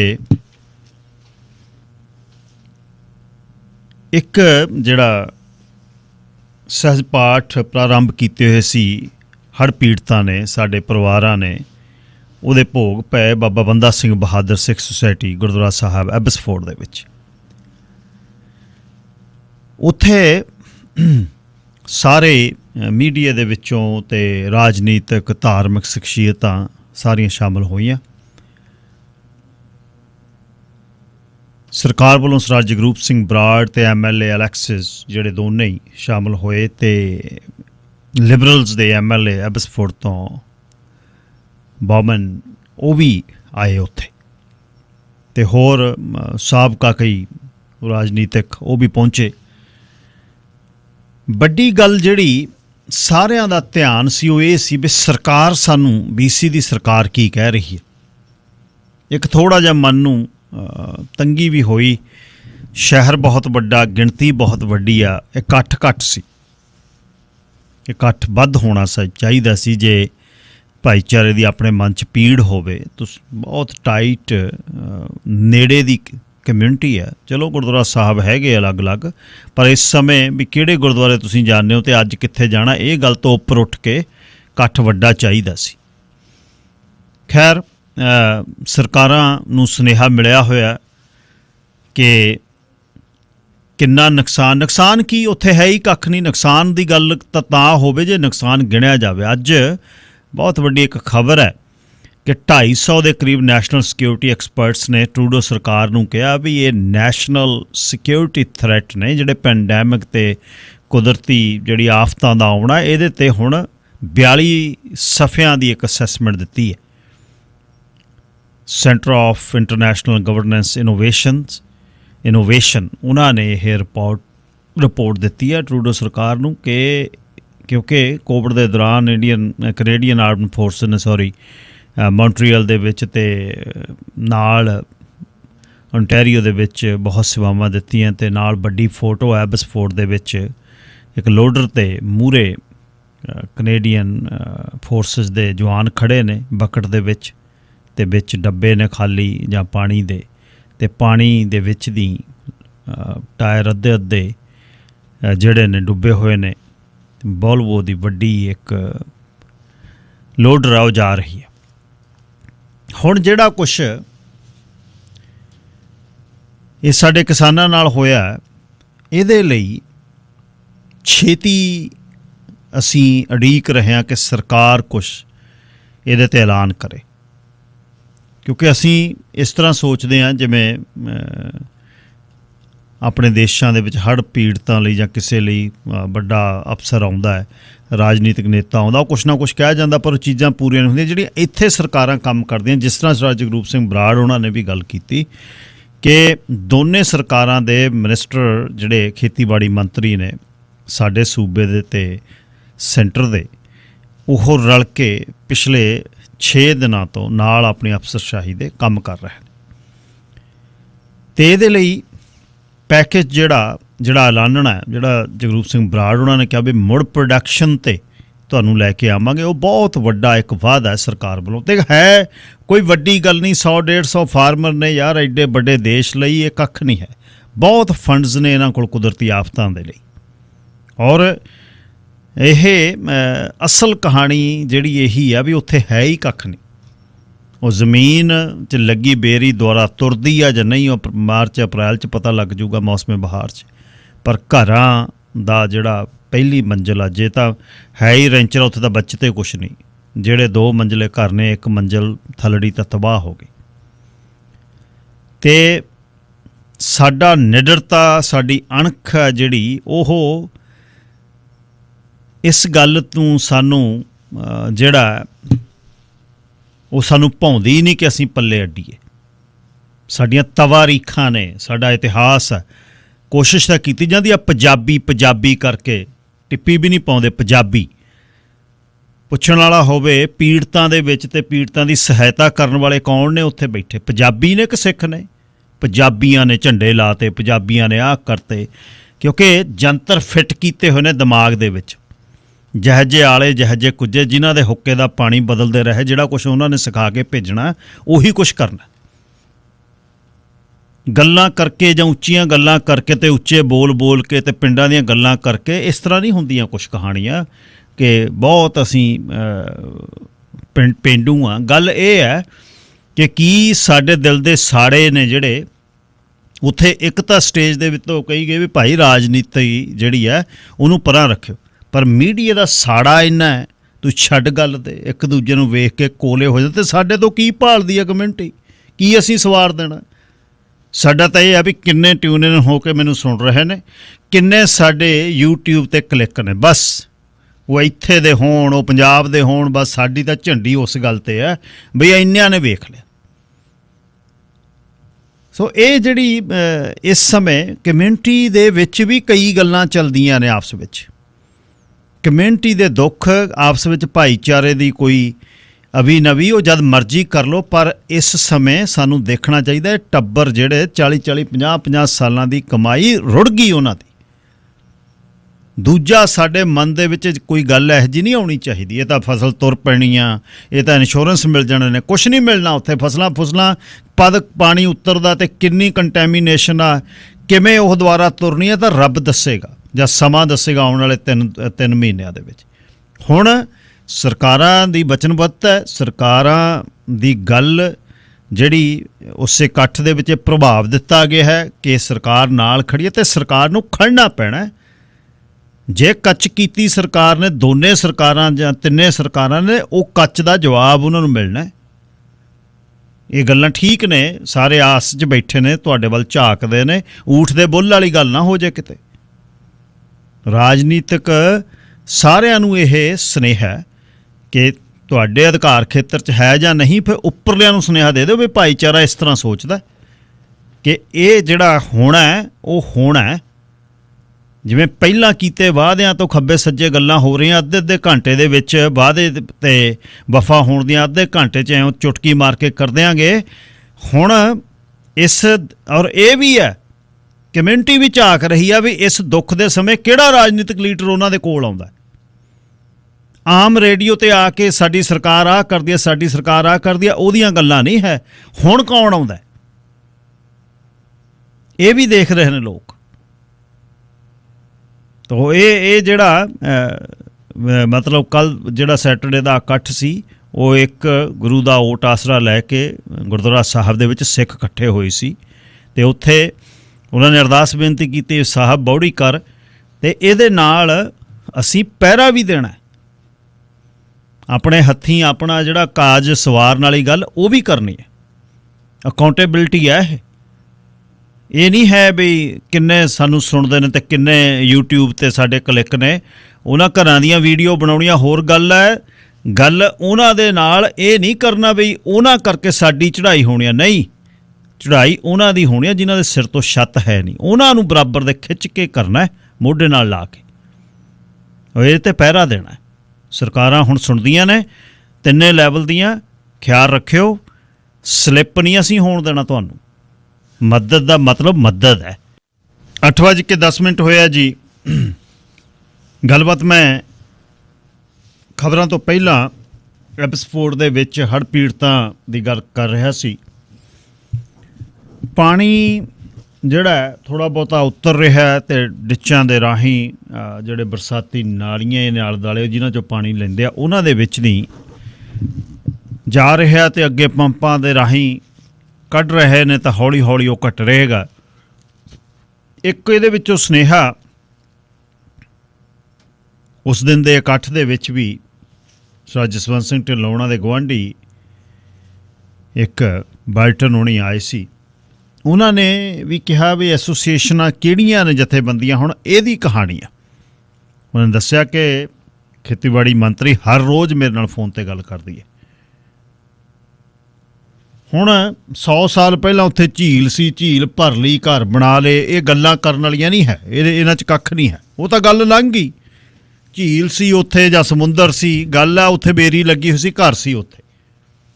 ਹੁਣ ਹਾਂ ਇਹ ਗੱਲ ਹੋ ਸਕਦੀ ਹੈ ਵੀ ਸਰਕਾਰਾਂ ਨੇ ਉੱਥੇ ਮਨ੍ਹਾ ਕੀਤਾ ਸੀ, ਉਹਦੇ ਬਾਅਦ ਵੀ ਸਾਡੇ ਲੋਕਾਂ ਨੇ ਜ਼ਮੀਨ ਲੈ ਲਈ। ਇਹ ਤਾਂ ਗੱਲ ਹੈ ਨਹੀਂ। ਜ਼ਮੀਨਾਂ ਲਈਆਂ ਨੇ, ਲੈਂਡ ਟਾਈਟਲ 'ਚ ਰਜਿਸਟਰਡ ਹੋਈਆਂ ਨੇ, ਉਹਦੇ ਬਾਅਦ ਫਸਲਾਂ ਨੇ, ਉੱਥੋਂ ਸਬਜ਼ੀਆਂ ਆਉਂਦੀਆਂ ਨੇ, ਉੱਥੋਂ ਬੇਰੀ ਆਉਂਦੀ ਆ, ਉੱਥੋਂ ਮੁਰਗੀਆਂ ਦੇ ਫਾਰਮ ਨੇ, ਉੱਥੇ ਸੂਰਾਂ ਦੇ ਫਾਰਮ ਸੀ, ਉੱਥੇ ਸਭ ਕੁਛ ਸੀ। ਸਾਰੇ ਲੋਕ ਵਸਦੇ, ਇਕੱਲੇ ਪੰਜਾਬੀ ਥੋੜ੍ਹਾ ਉੱਥੇ ਵਸਦੇ ਸੀ। ਨਾਲੇ ਕਈ ਵਾਰ ਅਸੀਂ ਆਪਣਾ ਸਮਾਂ ਭੁੱਲ ਜਾਂਦੇ ਹਾਂ ਕਿ ਅਸੀਂ ਜਦ ਰਾਜਨੀਤੀ 'ਚ ਰਹੇ ਹਾਂ ਕਿ ਸਾਨੂੰ ਇਹ ਗੱਲਾਂ ਨਹੀਂ ਪਤਾ ਹੁੰਦੀਆਂ। ਜਦ ਤੱਕ ਦਰਾਂ 'ਚ ਪਾਣੀ ਨਹੀਂ ਆਉਂਦਾ, ਜਦ ਤੱਕ ਪਤਾ ਨਹੀਂ ਲੱਗਦਾ ਅਸੀਂ ਨੀਵੇਂ ਜਗ੍ਹਾ ਬੈਠੇ। ਨੀਵੇਂ ਕੀ ਉੱਚੇ ਕੀ, ਉੱਚਿਆਂ ਘਰਾਂ ਦੇ ਵਿੱਚ ਪਾਣੀ ਆ ਗਿਆ। ਗੱਲ ਹੁਣ ਇਹ ਹੈ ਬਈ ਸਾਡਾ ਜ਼ੋਰ ਜਿਹੜਾ ਹੈ ਚਾਹੀਦਾ, ਸਾਡਾ ਸੁਨੇਹਾ ਇਹ ਚਾਹੀਦਾ ਵੀ ਸਰਕਾਰਾਂ ਆ ਕੇ ਮਦਦ ਕਰਨ। ਬਸ ਸਰਕਾਰਾਂ ਲਈ ਇਹ ਕੱਖ ਨਹੀਂ ਹੈ 100-125 ਬੰਦਾ ਸਾਂਭਣਾ, ਕੋਈ ਵੱਡੀ ਗੱਲ ਨਹੀਂ ਹੈ। ਜੇ ਅਸੀਂ ਵਰਦੀ ਅੱਗ ਦੇ ਵਿੱਚੋਂ ਸੀਰੀਆ 'ਚੋਂ ਬੰਦੇ ਚੱਕ ਕੇ ਲਿਆ ਕੇ ਵੋਟਾਂ 'ਚ ਵਾਅਦੇ ਕਰਕੇ 25,000 ਲਿਆਵਾਂਗੇ, 30,000 ਲਿਆਵਾਂਗੇ, 40,000 ਲਿਆਵਾਂਗੇ, ਉਹਨਾਂ 'ਤੇ ਸਰਕਾਰਾਂ ਬਣਾ ਸਕਦੇ ਹਾਂ। ਅਤੇ ਜਾਂ ਫਿਰ ਏਅਰਪੋਰਟ 'ਤੇ ਖੜ ਕੇ ਉਹਨਾਂ ਨਾਲ ਫੋਟੋਆਂ, ਉਹਨਾਂ ਦੇ ਜਵਾਕ ਗੋਦੀ ਚੱਕ ਕੇ ਲਿਆ ਸਕਦੇ ਹਾਂ। ਸਾਊਦੀ ਅਰਬ ਦੇ ਵਿੱਚੋਂ ਇੱਕ ਕੁੜੀ ਘਰੋਂ ਭੱਜੀ ਅਤੇ ਜਾ ਰਹੀ ਹੈ ਆਸਟ੍ਰੇਲੀਆ, ਅਤੇ ਉੱਥੇ ਸਾਡੀ ਸਰਕਾਰ ਕਰੇ ਨਹੀਂ ਅਸੀਂ ਤੈਨੂੰ ਲੈ ਕੇ ਆਵਾਂਗੇ। ਤਾਂ ਫਿਰ ਇਹ ਜਿਹੜੇ ਟੈਕਸ ਪੇਅਰਸ ਨੇ, ਜਿਹੜੇ ਜਿਨ੍ਹਾਂ ਦੀ ਰੋਟੀ ਸਾਡੇ ਉਗਾਈਆਂ ਸਬਜ਼ੀਆਂ, ਸਾਡੇ ਜਾਂ ਸਾਡੇ ਫਲ ਸਾਡੇ ਖਾਣੇ ਦੇ ਟੇਬਲ 'ਤੇ ਨੇ, ਖਾਣੇ ਦੇ ਮੇਜ਼ 'ਤੇ ਆਉਂਦੇ ਨੇ, ਇਹਨਾਂ ਦੀ ਗੱਲ ਕਿਹਨੇ ਕਰਨੀ ਹੈ? ਫਿਰ ਸਰਕਾਰਾਂ ਨੂੰ ਇਹਦੇ 'ਤੇ ਠੀਕ ਹੈ, ਸਰਕਾਰਾਂ ਇਸ ਗੱਲੋਂ ਡਰਦੀਆਂ ਰਹਿੰਦੀਆਂ ਨੇ ਵੀ ਸਾਡਾ ਕੋਈ ਕਦਮ, ਕਿਉਂਕਿ ਉਹਨਾਂ ਨੇ ਰਾਜਨੀਤੀ ਵੀ ਨਾਲ ਸੋਚਣੀ ਆ, ਕੋਈ ਇਹੋ ਜਿਹਾ ਨਾ ਕੁਛ ਹੋ ਜਾਵੇ ਕਿ ਜਿਹੜੀ ਸਾਡੀ ਰਾਜਨੀਤੀ 'ਤੇ ਆਉਣ ਵਾਲਾ ਅਕਸ ਸਾਡਾ ਖਰਾਬ ਕਰ ਦੇਵੇ। ਇਹੋ ਜਿਹਾ ਉਹ ਖਿਆਲ ਕਰਦੀਆਂ ਨੇ, ਕਰਨ, ਇਹਦਾ ਵੀ ਕੋਈ ਸ਼ੱਕ ਨਹੀਂ ਹੈ ਇਹਦੇ ਵਿੱਚ। ਪਰ ਜੇ ਸਰਕਾਰਾਂ ਪੂਰੀਆਂ ਨਹੀਂ ਉਤਰੀਆਂ, ਫਿਰ ਰਾਜਨੀਤੀ ਦੀ ਜਮਾਂ ਹੀ ਖੁਦਕਸ਼ੀ ਹੈ। ਇਹ ਠੀਕ ਹੈ ਕਿ ਭਾਈਚਾਰਾ ਇੱਕ ਜਗ੍ਹਾ ਤੇ ਇਕੱਠਾ ਨਹੀਂ ਹੁੰਦਾ, ਲੋਕਾਂ ਦੇ ਰੁਝੇਵੇਂ ਨੇ, ਬਰਫ਼ ਪੈਂਦੀ ਸੀ, ਬਹੁਤ ਕੁਛ ਹੈ। ਹਰ ਇੱਕ ਨਹੀਂ ਛੱਡ ਕੇ ਜਾਂਦਾ ਕੋਈ ਵੀ ਲਓ ਜੀ ਉਚੇਚਾ ਜਾਣਾ ਹੈ, ਸਭ ਆਪਣਾ ਆਪਣੇ ਚੱਕਰਾਂ 'ਚ ਫਿਰਦੇ। ਪਰ ਜਦ ਸੁਨੇਹਾ ਜਾਂਦਾ ਹੈ ਫਿਰ ਭਾਈਚਾਰਾ ਇਸ ਤਰ੍ਹਾਂ ਸੋਚਦਾ ਵੀ ਇਹ ਤਾਂ ਕੱਲ੍ਹ ਨੂੰ ਸਾਨੂੰ ਵੀ ਹੋ ਸਕਦਾ, ਜਦ ਉਹਨੂੰ ਲੱਗਣ ਲੱਗ ਜਾਵੇ ਇਹ ਉੱਚਾ ਜਾਂ ਨੀਵਾਂ। ਇਹ ਗੱਲਾਂ ਤਾਂ ਹੁਣ ਕੱਲ੍ਹ ਦੀਆਂ ਰਹਿ ਗਈਆਂ। ਜੇ ਦੁਬਾਰਾ ਮੀਂਹ ਇਸ ਤਰ੍ਹਾਂ 2 ਦਿਨ ਹੋਰ ਪੈ ਜਾਏ, ਅੱਧਿਆਂ ਘਰਾਂ ਦੇ ਵਿੱਚ ਪਾਣੀ ਫਿਰਨਾ, ਕਿਉਂਕਿ ਇਸ ਨੂੰ 60 year flood plan, 70 year flood plan, 100 year flood plan, ਇਹ ਤਾਂ ਫੇਲ ਹੋ ਗਿਆ ਸਾਰਾ ਕੁਛ। ਮੀਂਹ ਪਹਿਲਾਂ ਵੀ 24 ਘੰਟੇ ਪਏ ਨੇ, ਇਸ ਤਰ੍ਹਾਂ ਨਹੀਂ ਹੈ ਵੀ ਇਸ ਤਰ੍ਹਾਂ ਜਿਹੜਾ ਪਹਿਲੀ ਵਾਰ ਪਏ ਨੇ, ਪਰ ਇਹ 3 ਦਿਨ ਲਗਾਤਾਰ ਪੈ ਗਏ। ਮੀਂਹ ਦਾ ਪਾਣੀ ਫੇਰ ਵੀ ਸਾਂਭਿਆ ਜਾਣਾ ਸੀ। ਗੱਲ ਇਹ ਹੈ ਜਿਹੜਾ ਗੁਆਂਢੀ ਦੇਸ਼ ਦਾ ਅਮਰੀਕਾ ਵਾਲੇ ਪਾਸਿਓਂ ਵਗਦਾ ਦਰਿਆ ਹੈ ਨੁਕਸੈਕ, ਗੱਲ ਉਹਦਾ ਹੈ। ਉਹ ਜਦ ਕੰਢੇ ਤੋੜ ਕੇ ਵੜਿਆ ਪਾਣੀ, ਉਹ ਵੜਿਆ, ਮੀਂਹ ਦਾ ਪਾਣੀ ਨਹੀਂ ਹੈ ਇਹ। ਮੀਂਹ ਦਾ ਪਾਣੀ ਲਈ ਬਹੁਤ ਡਿੱਚਾਂ ਨੇ ਉਹਨਾਂ ਦੇ ਆਲੇ ਦੁਆਲੇ ਘਰਾਂ, ਤੇ ਘਰ ਵੀ 7-7 ਫੁੱਟ ਉੱਚੇ ਬਣਾਏ ਹੋਏ ਸੀ ਉਹਨਾਂ ਨੇ। ਉਹਨਾਂ ਨੂੰ ਪਤਾ ਸੀ ਅਸੀਂ ਨੀਵੀਂ ਜਗ੍ਹਾ ਬੈਠੇ ਹਾਂ। ਇਹ ਗੱਲ ਚੱਲ ਰਹੀ ਆ ਨੀਵੀਂ ਜਗ੍ਹਾ ਸੀ, ਨੀਵੀਂ ਜਗ੍ਹਾ ਸੀ, ਨੀਵੀਂ। ਉਹਨਾਂ ਨੂੰ ਪਤਾ ਸੀ ਜਿਹੜੇ ਨਿੱਤ ਰਹਿੰਦੇ ਆ ਉਹਨਾਂ ਦੀਆਂ ਕਰਮਾਂ ਦੇ ਨਾਲ ਕੀਲੇ ਮਿਣੇ ਹੋਏ ਆ ਆਪਣੇ। ਤੇ ਗਾਂ ਨੂੰ ਇੱਕ ਹੋਰ ਵੀ ਬੇਨਤੀ ਆ, ਬਹੁਤ ਲੋਕੋਂ ਤੁਸੀਂ ਜਿਹੜੇ ਫਾਰਮ ਲੈਣਾ ਚਾਹੁੰਦੇ ਨੇ, ਫਾਰਮ ਲੈਂਡ ਦੇ ਪਰਿਵਾਰ ਇਕੱਠਿਆਂ ਕਰਕੇ ਫਾਰਮ ਲੈਂਡ ਖਰੀਦਣ ਦੇ ਤੁਹਾਡੇ ਮਨ ਦੇ ਵਿੱਚ ਆ, ਘਰ ਬਣਾਉਣ ਦੇ ਮਨ ਦੇ ਵਿੱਚ ਆ, ਸਾਰੀ ਚੀਜ਼ ਦਾ ਖਿਆਲ ਕਰਿਓ। ਪਰ ਆਲੇ ਦੁਆਲੇ ਵਸੀਮੇ ਵੇਖ ਕੇ ਇਹ ਚੀਜ਼ਾਂ ਲੈਣੀਆਂ ਚਾਹੀਦੀਆਂ। ਹੁਣ ਕਿੰਨੀ ਕੁ ਨਿਮਾਣ ਆ, ਕਿੱਧਰੋਂ ਪਾਣੀ ਆਊ, ਘਰ ਕਿੱਥੇ ਬਣੂ, ਕਿੰਨਾ ਉੱਚਾ ਬਣੂ। ਤੇ ਹੁਣ ਦੂਜਾ ਇਹਦੇ 'ਚ ਸੁਨੇਹਾ ਇਹ ਵੀ ਜਾ ਰਿਹਾ ਬਈ ਇੱਕੋ ਹੀ ਟਰੇ ਦੇ ਵਿੱਚ ਆਂਡੇ ਜਿਹੜੇ ਆ ਉਹ ਰੱਖਣ ਦੀ ਲੋੜ ਨਹੀਂ, ਘਰ ਸ਼ਹਿਰ 'ਚ ਵੀ ਬਣ ਸਕਦਾ, ਫਾਰਮ ਇੱਕ ਜਗ੍ਹਾ ਹੋ ਜਾਂਦਾ। ਪਰ ਜਿਹੜਾ ਸਮਾਲ ਸਕੇਲ ਫਾਰਮ ਨੇ ਉਹ ਕੁਛ ਸਮਾਲ ਕੀ ਵੱਡੇ ਵੀ, ਅਗਲਾ ਕਹਿੰਦਾ ਯਾਰ ਸਾਹਮਣੇ ਘਰ ਹੈ, ਘਰ ਦੇ ਨਾਲ ਫਾਰਮ ਹੈ, ਸਾਰੇ ਅਸੀਂ ਇਕੱਲੇ ਨਹੀਂ ਰਹਿੰਦੇ, ਗੋਰੇ ਵੀ ਵੱਡੇ ਜਿਹੜੇ ਫਾਰਮਰ ਨੇ ਉਹ ਫਾਰਮ ਦੇ ਵਿੱਚ ਹੀ ਰਹਿੰਦੇ ਨੇ, ਉਹਦੀ ਜ਼ਿੰਦਗੀ ਅਲੱਗ ਹੈ। ਹੁਣ ਇਹ ਵੀ ਜਿਹੜੇ ਸੋਚਣ ਦੇ ਲਈ ਵੀ ਕੰਮ ਤੇ ਤੁਹਾਡਾ ਘਰ ਇੱਕੋ ਹੀ ਜਗ੍ਹਾ ਹੋਣਾ ਚਾਹੀਦਾ। ਇਹ ਸਾਰੀਆਂ ਚੀਜ਼ਾਂ ਭਵਿੱਖ ਦੇ ਲਈ ਖਿਆਲ 'ਚ ਰੱਖ ਕੇ ਸਾਨੂੰ ਇਹ ਕਰਨ ਦੀ ਲੋੜ ਹੈ। ਬਹੁਤ ਵਧੀਆ ਉੱਥੋਂ ਸੁਨੇਹਾ ਗਿਆ। ਜਿਸ ਤਰ੍ਹਾਂ ਮੈਂ ਰਾਜਨੀਤਿਕ ਸਾਰੇ ਕਿਹਾ ਸੀ, ਸੈਂਟਰ ਵਾਲੇ ਪਾਸਿਓਂ ਫੈਡਰਲ ਵੱਲੋਂ MP ਸੁਖ ਧਾਲੀਵਾਲ ਵੀ ਆਏ ਸੀ। ਗੱਲ ਇਹ ਆ ਵੀ ਹੁਣ ਇਹ ਸੁਨੇਹਾ ਜਾਣਾ ਚਾਹੀਦਾ ਵੀ ਆਹ ਮੁਸ਼ਕਲ ਹੈ, ਇਸ ਤਰ੍ਹਾਂ ਕਮਿਊਨਿਟੀ ਸੋਚਦੀ ਹੈ। ਤੇ ਕਿਹੜੇ ਰਾਜਨੀਤਿਕ ਬੰਦੇ ਇੱਥੇ ਹੁਣ ਵਾਰਡ ਦੇ ਵਿੱਚ ਹੱਥ ਕਿਹੜੇ ਪਾਉਂਦੇ ਆ, ਇਹਦਾ ਵੀ ਨਿਗਾਹ ਰੱਖਣ ਦੀ ਹੈ। ਐਲਾਨ ਵਾਲੇ ਕਿਹੜੇ ਨੇ, ਵੋਟਾਂ ਮੰਗਣ ਵਾਲੇ ਕਿਹੜੇ ਨੇ, ਹੁਣ ਖੜਾ ਕਿਹੜਾ ਬੰਦਾ ਆ ਕੇ, ਇਸ ਤੇ ਨਿਗਾਹ ਰੱਖਿਓ। ਇਹੀ ਸਮਾਂ ਹੁੰਦਾ ਲੀਡਰਸ਼ਿਪ ਵੇਖਣ ਦਾ, ਇਹੀ ਆ ਵੀ ਨੇਤਾ ਕਿੱਥੇ ਖੜਦਾ ਤੁਹਾਡਾ। ਬਾਕੀ ਸਦਾ ਹੀ ਜਿੰਨੇ ਇਨ ਟੱਚ ਨੇ, ਬਹੁਤ ਹੋਰ ਹੋਣਗੇ ਜਿਹੜੇ ਜਿਨ੍ਹਾਂ ਨੂੰ ਨਹੀਂ ਪਤਾ, ਉਹਨਾਂ ਨੂੰ ਇਹ ਫਿਕਰ ਕਰਨ ਦੀ ਨਹੀਂ ਲੋੜ ਹੈ ਕਿ ਸਰਕਾਰਾਂ ਮਦਦ ਕਰਨਗੀਆਂ ਜਾਂ ਨਹੀਂ ਕਰਨਗੀਆਂ। ਸਰਕਾਰਾਂ ਮਦਦ ਕਰਨਗੀਆਂ। ਸਰਕਾਰਾਂ ਨੂੰ ਠੀਹੇ ਰੱਖਣ ਦੀ ਜ਼ਿੰਮੇਵਾਰੀ ਆ ਮੀਡੀਆ 'ਤੇ, ਔਰ ਉਹ ਪੂਰੀ ਤਨਦੇਹੀ ਦੇ ਨਾਲ ਨਿਭਾਵਾਂਗੇ। ਸੁਹਰਾਬ ਸਿੰਘ ਸੰਧੂ ਸਾਡੇ ਸ਼ੇਰੇ ਪੰਜਾਬ ਦੇ ਜਿਹੜੇ ਸੋਸ਼ਲ ਮੀਡੀਆ ਦੇ ਇੰਚਾਰਜ ਨੇ, ਉਹਨਾਂ ਨੇ ਸਾਰਾ ਲਾਈਵ ਉੱਥੋਂ ਕੀਤਾ। ਲਾਈਵ ਉਸ ਤਰ੍ਹਾਂ ਹੀ ਕੀਤਾ ਤੇ ਉਸ ਤਰ੍ਹਾਂ ਹੀ ਪਾਇਆ। ਇਹ ਨਹੀਂ ਕੱਟ ਵੱਢ ਕੀਤੀ ਵੀ ਕੋਈ ਫਲਾਣੇ ਹੋਰ ਕਿਸੇ ਆਊਟਲੈਟ ਦਾ ਉਹਦਾ ਕੱਢ ਦਿਓ ਤੇ ਆਪਣੇ ਦਾ ਪਾ ਦਿਓ। ਜਦ ਸਾਡੀ ਇਹ ਫਿਤਰਤ ਹੈ ਤੇ ਅਸੀਂ ਭਾਈਚਾਰੇ ਨੂੰ ਕੀ ਵੰਡ ਦੇਣਾ ਬਈ। ਜਾਂ ਸਾਡੇ 'ਚ ਇੰਨਾ ਵੀ ਜਿਗਰਾ ਹੈ ਨਹੀਂ ਵੀ ਅਸੀਂ ਕਿਸੇ ਹੋਰ ਆਊਟਲੈਟ ਦੀ, ਸਾਡੇ ਨਾਲ ਦੇ ਭਾਈਚਾਰੇ ਦੇ ਕਿਸੇ ਬੰਦੇ ਦੀ ਅਸੀਂ ਉਹਦੀ ਵੀਡੀਓ ਕੱਟ ਦਈਏ, ਤੇ ਫਿਰ ਭਾਰਦੇ ਕੀ ਹੋ ਤੁਸੀਂ ਇਹਨਾਂ ਤੋਂ। ਇਹ ਉਜੜੇ ਬਾਗਾਂ ਦੇ ਜਿਹੜੇ ਗਾਲੜ ਪਟਵਾਰੀ ਤੁਰੇ ਫਿਰਦੇ ਆ, ਮਾਨਸਿਕਤਾ ਅਸੀਂ ਮਾਸਟਰ ਜੀ, ਸਾਡੀ ਜਰਨਲਿਜ਼ਮ ਜੀ, ਅਸੀਂ ਮਾਸ ਜਰਨਲਿਜ਼ਮ 'ਚ। ਗੱਲ ਇਹ ਹੈ ਵੀ ਟ੍ਰੇਨਿੰਗ ਕਿੱਥੋਂ ਹੋਈ, ਉਹ ਟ੍ਰੇਨਿੰਗ ਤੋਂ ਬਾਅਦ ਏਜੰਡਾ ਕੀ ਆ ਮਨ ਦੇ ਵਿੱਚ, ਗੱਲ ਇੱਥੇ ਖੜਦੀ ਆ ਕੇ। ਸੋ ਇਹ ਹੁਣ ਮੈਂ ਇੱਕੋ ਹੀ ਬੇਨਤੀ ਜਿਹੜੀ ਕਮਿਊਨਿਟੀ ਦੇ ਵਿੱਚ ਜਿਹੜੇ ਲੀਡਰਸ਼ਿਪ ਆ ਨਾ, ਧਾਰਮਿਕ ਸਮਾਜਿਕ, ਉਹਨਾਂ ਨੂੰ ਵੀ ਕਰੜੇ ਹੋਣਾ ਪੈਣਾ। ਗੁਰੂ ਨਾਨਕ ਸਾਹਿਬ ਗੁਰਦੁਆਰਾ ਸਾਹਿਬ ਤੋਂ ਸਰਦਾਰ ਆਪਣੇ ਹਰਦੀਪ ਸਿੰਘ ਨਿੱਜਰ ਬੋਲੇ, ਗਗਨ ਸਿੰਘ ਹੋਣੀ ਬੋਲੇ ਜਾ ਕੇ, ਸਾਰਿਆਂ ਨੇ ਗੱਲ ਕੀਤੀ। ਗਗਨ ਸਿੰਘ ਉਹਨਾਂ ਨੇ ਖਦਸ਼ਾ ਪ੍ਰਗਟ ਕੀਤਾ ਵੀ ਇਹ ਸਰਕਾਰਾਂ ਕਹਿ ਕੇ ਮੁੜ ਕੇ ਜਿਹੜੀ ਅਫਸਰਸ਼ਾਹੀ ਹੈ ਉਹ ਥੈ ਨਹੀਂ ਪਾਉਂਦੀ। ਉਹ ਕਹਿੰਦੇ ਅਸੀਂ ਕੰਟੇਨਰ ਟਰੱਕਿੰਗ ਇੰਡਸਟਰੀ 'ਚ ਤੁਰੇ ਫਿਰਦੇ ਹਾਂ, ਸਾਨੂੰ ਬਾਂਹ ਨਹੀਂ ਦੇ ਰਹੇ। ਇਹੀ ਜਨਤਕ ਇਕੱਠਾਂ ਦੇ ਵਿੱਚ ਵਿਰੋਧੀ ਧਿਰ 'ਚ ਬੈਠੇ ਹੋਏ ਹੈਰੀ ਬੈਂਸ ਹੁਣੀ ਕਹਿੰਦੇ ਸੀ ਅੱਧੇ ਘੰਟੇ 'ਚ ਕਰ ਦਿਆਂਗੇ, ਕਿਤੇ ਸਾਨੂੰ ਦਿਓ ਸਰਕਾਰ। 17 ਦੇ ਬਣੇ ਹੋਏ ਹੋ ਤੁਸੀਂ, 5ਵਾਂ ਸਾਲ ਜਾਂਦਾ, ਆ 5ਵਾਂ ਹੋ ਜਾਣਾ ਸ਼ੁਰੂ ਮਈ 'ਚ। ਗੱਲਾਂ ਕਰਨੀਆਂ ਕਈ ਵਾਰ ਅਫਸਰਸ਼ਾਹੀ ਇੰਨੀ ਭਾਰੂ ਪੈ ਜਾਂਦੀ ਆ ਰਾਜਨੀਤਿਕ ਬੰਦਿਆਂ, ਜਾਂ ਰਾਜਨੀਤਿਕ ਇਹਨਾਂ ਬੰਦਿਆਂ ਦੇ ਕੋਲ ਅਫਸਰਸ਼ਾਹੀ 'ਤੇ ਹੱਥ ਪਾਉਣ ਦੀ ਜਗ੍ਹਾ ਨਹੀਂ ਹੁੰਦੀ। ਇਹ ਵੀ ਕਹਿ ਸਕਦੇ ਹਾਂ ਅਫਸਰਸ਼ਾਹੀ ਉਹਨਾਂ ਨੂੰ ਸੁਣਦੀ ਹੈ ਜਿਨ੍ਹਾਂ ਕੋਲ ਵੱਡੀ ਜਗ੍ਹਾ ਹੈ ਸਰਕਾਰਾਂ 'ਚ। ਨਹੀਂ ਤਾਂ ਮਿਨਿਸਟਰ ਦਾ ਕਿਸੇ ਦਾ ਕਿਹਾ ਅਫਸਰਸ਼ਾਹੀ ਥੱਲੜੇ ਅਫਸਰ ਦੀ ਜ਼ਰੂਰਤ ਹੈ ਆਪਣੇ ਮਿਨਿਸਟਰ ਦੀ ਗੱਲ ਇੱਧਰੋਂ ਇੱਧਰ ਕਰਨ ਦੀ? ਨਹੀਂ, ਕਿਤੇ ਨਾ ਕਿਤੇ ਕਾਣ ਹੈ। ਹੁਣ ਉਹ ਸਮਾਂ ਜਿਹੜਾ ਹੈ ਵੀ ਇੱਥੇ ਕੁਛ ਕਹਿਤਾ ਉੱਥੇ ਕੁਛ ਕਹਿਤਾ, ਇਹ ਗੱਲਾਂ ਨਹੀਂ ਹੋਣੀਆਂ। ਤੇ ਮੈਂ ਇਸ ਚੀਜ਼ ਦੀ ਇਸ ਸਮੇਂ ਮੇਰੇ ਮਨ 'ਚ ਇਹ ਸੀ ਵੀ ਜਿੰਨੇ ਵੀ ਪੰਜਾਬੀ MLA ਨੇ, ਜਿੰਨੇ ਵੀ ਪੰਜਾਬੀ MP ਨੇ, ਜਿੰਨੇ ਵੀ ਪੰਜਾਬੀ ਕੌਂਸਲਰ ਨੇ, ਉਹ ਇਹਨਾਂ ਹੜ੍ਹ ਪੀੜਤਾਂ ਦੇ ਨਾਲ ਜਿਹੜੇ ਨੇ ਉਹਨਾਂ ਨਾਲ ਮਿਲਣਾ ਚਾਹੀਦਾ, ਖੜਨਾ। ਤੇ ਮੈਨੂੰ ਲੱਗਦਾ ਹੈ 1-2 ਤੋਂ ਬਿਨਾਂ ਛੱਡ ਕੇ ਬਾਕੀ ਗਏ ਨਹੀਂ ਉੱਥੇ ਹਾਲੇ ਤੱਕ, ਮਿਲ ਨਹੀਂ ਗਏ ਉਹਨਾਂ ਨੂੰ। ਕੱਲ੍ਹ ਵਾਲੇ ਉਦਣ ਇਕੱਠ ਦੇ ਵਿੱਚ ਖੁੱਲ੍ਹਾ ਸੱਦਾ ਸੀ, ਨਹੀਂ ਆਏ ਕੋਈ। ਛੁੱਟੀ ਦਾ ਦਿਨ ਸੀ, ਸੈਟਰਡੇ ਸੰਡੇ। ਸਮਝ ਨਹੀਂ ਆਉਂਦੀ ਕਿੱਥੇ, ਖਾਸ ਤੌਰ 'ਤੇ ਰੂਲਿੰਗ ਪਾਰਟੀ ਦੇ ਤਾਂ ਸਾਰੇ MLA ਉੱਥੇ ਜਾਣੇ ਚਾਹੀਦੇ ਸੀ, ਮਿਨਿਸਟਰ ਜਾਣੇ ਚਾਹੀਦੇ ਸੀ ਜਿਹੜੇ ਭਾਈਚਾਰੇ ਦੇ ਵਿੱਚੋਂ ਜਿੱਤ ਕੇ ਗਏ। ਤੇ ਭਾਈਚਾਰਾ ਤੇ ਮਾਣ ਕਿਹੜੀ ਗੱਲ ਦਾ ਕਰਦੇ ਹਾਂ ਅਸੀਂ?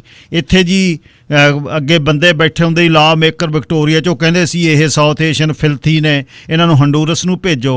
ਹੁਣ ਅਸੀਂ ਇਹ ਕੁਰਸੀਆਂ 'ਤੇ ਬੈਠੇ ਹਾਂ, ਉਹ ਕੁਰਸੀਆਂ 'ਤੇ ਬੈਠ ਕੇ ਕਰਨਾ ਕੀ ਚਾਹੁੰਦੇ ਹੋ ਫਿਰ ਤੁਸੀਂ? ਹੁਣ ਹਨੀਮੂਨ ਦੇ ਟਾਈਮ ਤੇ ਸ਼ੈਂਪੀਅਨ ਜੇ ਖੁੱਲ੍ਹਣੀਆਂ ਉਦੋਂ ਤਾਂ ਸਾਰੇ ਡੱਟ ਪੱਟਦੇ ਆ, ਚੰਗੀ ਗੱਲ ਅਸੀਂ ਆਹ ਕਰਤਾ ਜੀ, ਅਸੀਂ ਕਕਾਰਾਂ ਨੂੰ ਮਾਨਤਾ ਦੇਤੀ, ਅਸੀਂ ਵਧਾਈਆਂ ਦੇਤੀਆਂ, ਗੁਰੂ ਨਾਨਕ ਜੀ ਦਾ ਜਨਮ ਦਿਨ ਲੰਘ ਕੇ ਗਿਆ। ਹੁਣ ਗੁਰੂ ਨਾਨਕ ਦੀ ਉਹ ਧੀਆਂ ਪੁੱਤੇ ਹੀ ਜਿਹੜੇ ਨੇ ਸਾਰਾ ਕੁਛ ਉਜਾੜੀ ਬੈਠੇ। ਝਾਕ ਕੇ ਤਾਂ ਦੇਖੋ ਉਹਨਾਂ ਵੱਲ ਨੂੰ, ਉਹਨਾਂ ਕੋਲ ਕੱਖ ਵੀ ਨਹੀਂ ਹੈ,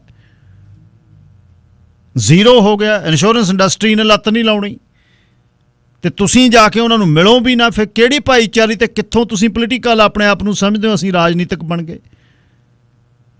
ਇਹਦਾ ਮਤਲਬ ਹੋਰ ਕਿਤੇ ਵਿਫਤਾ ਪੈ ਗਈ, ਉੱਥੇ ਵੀ ਨਹੀਂ ਤੁਸੀਂ ਜਾਓਗੇ।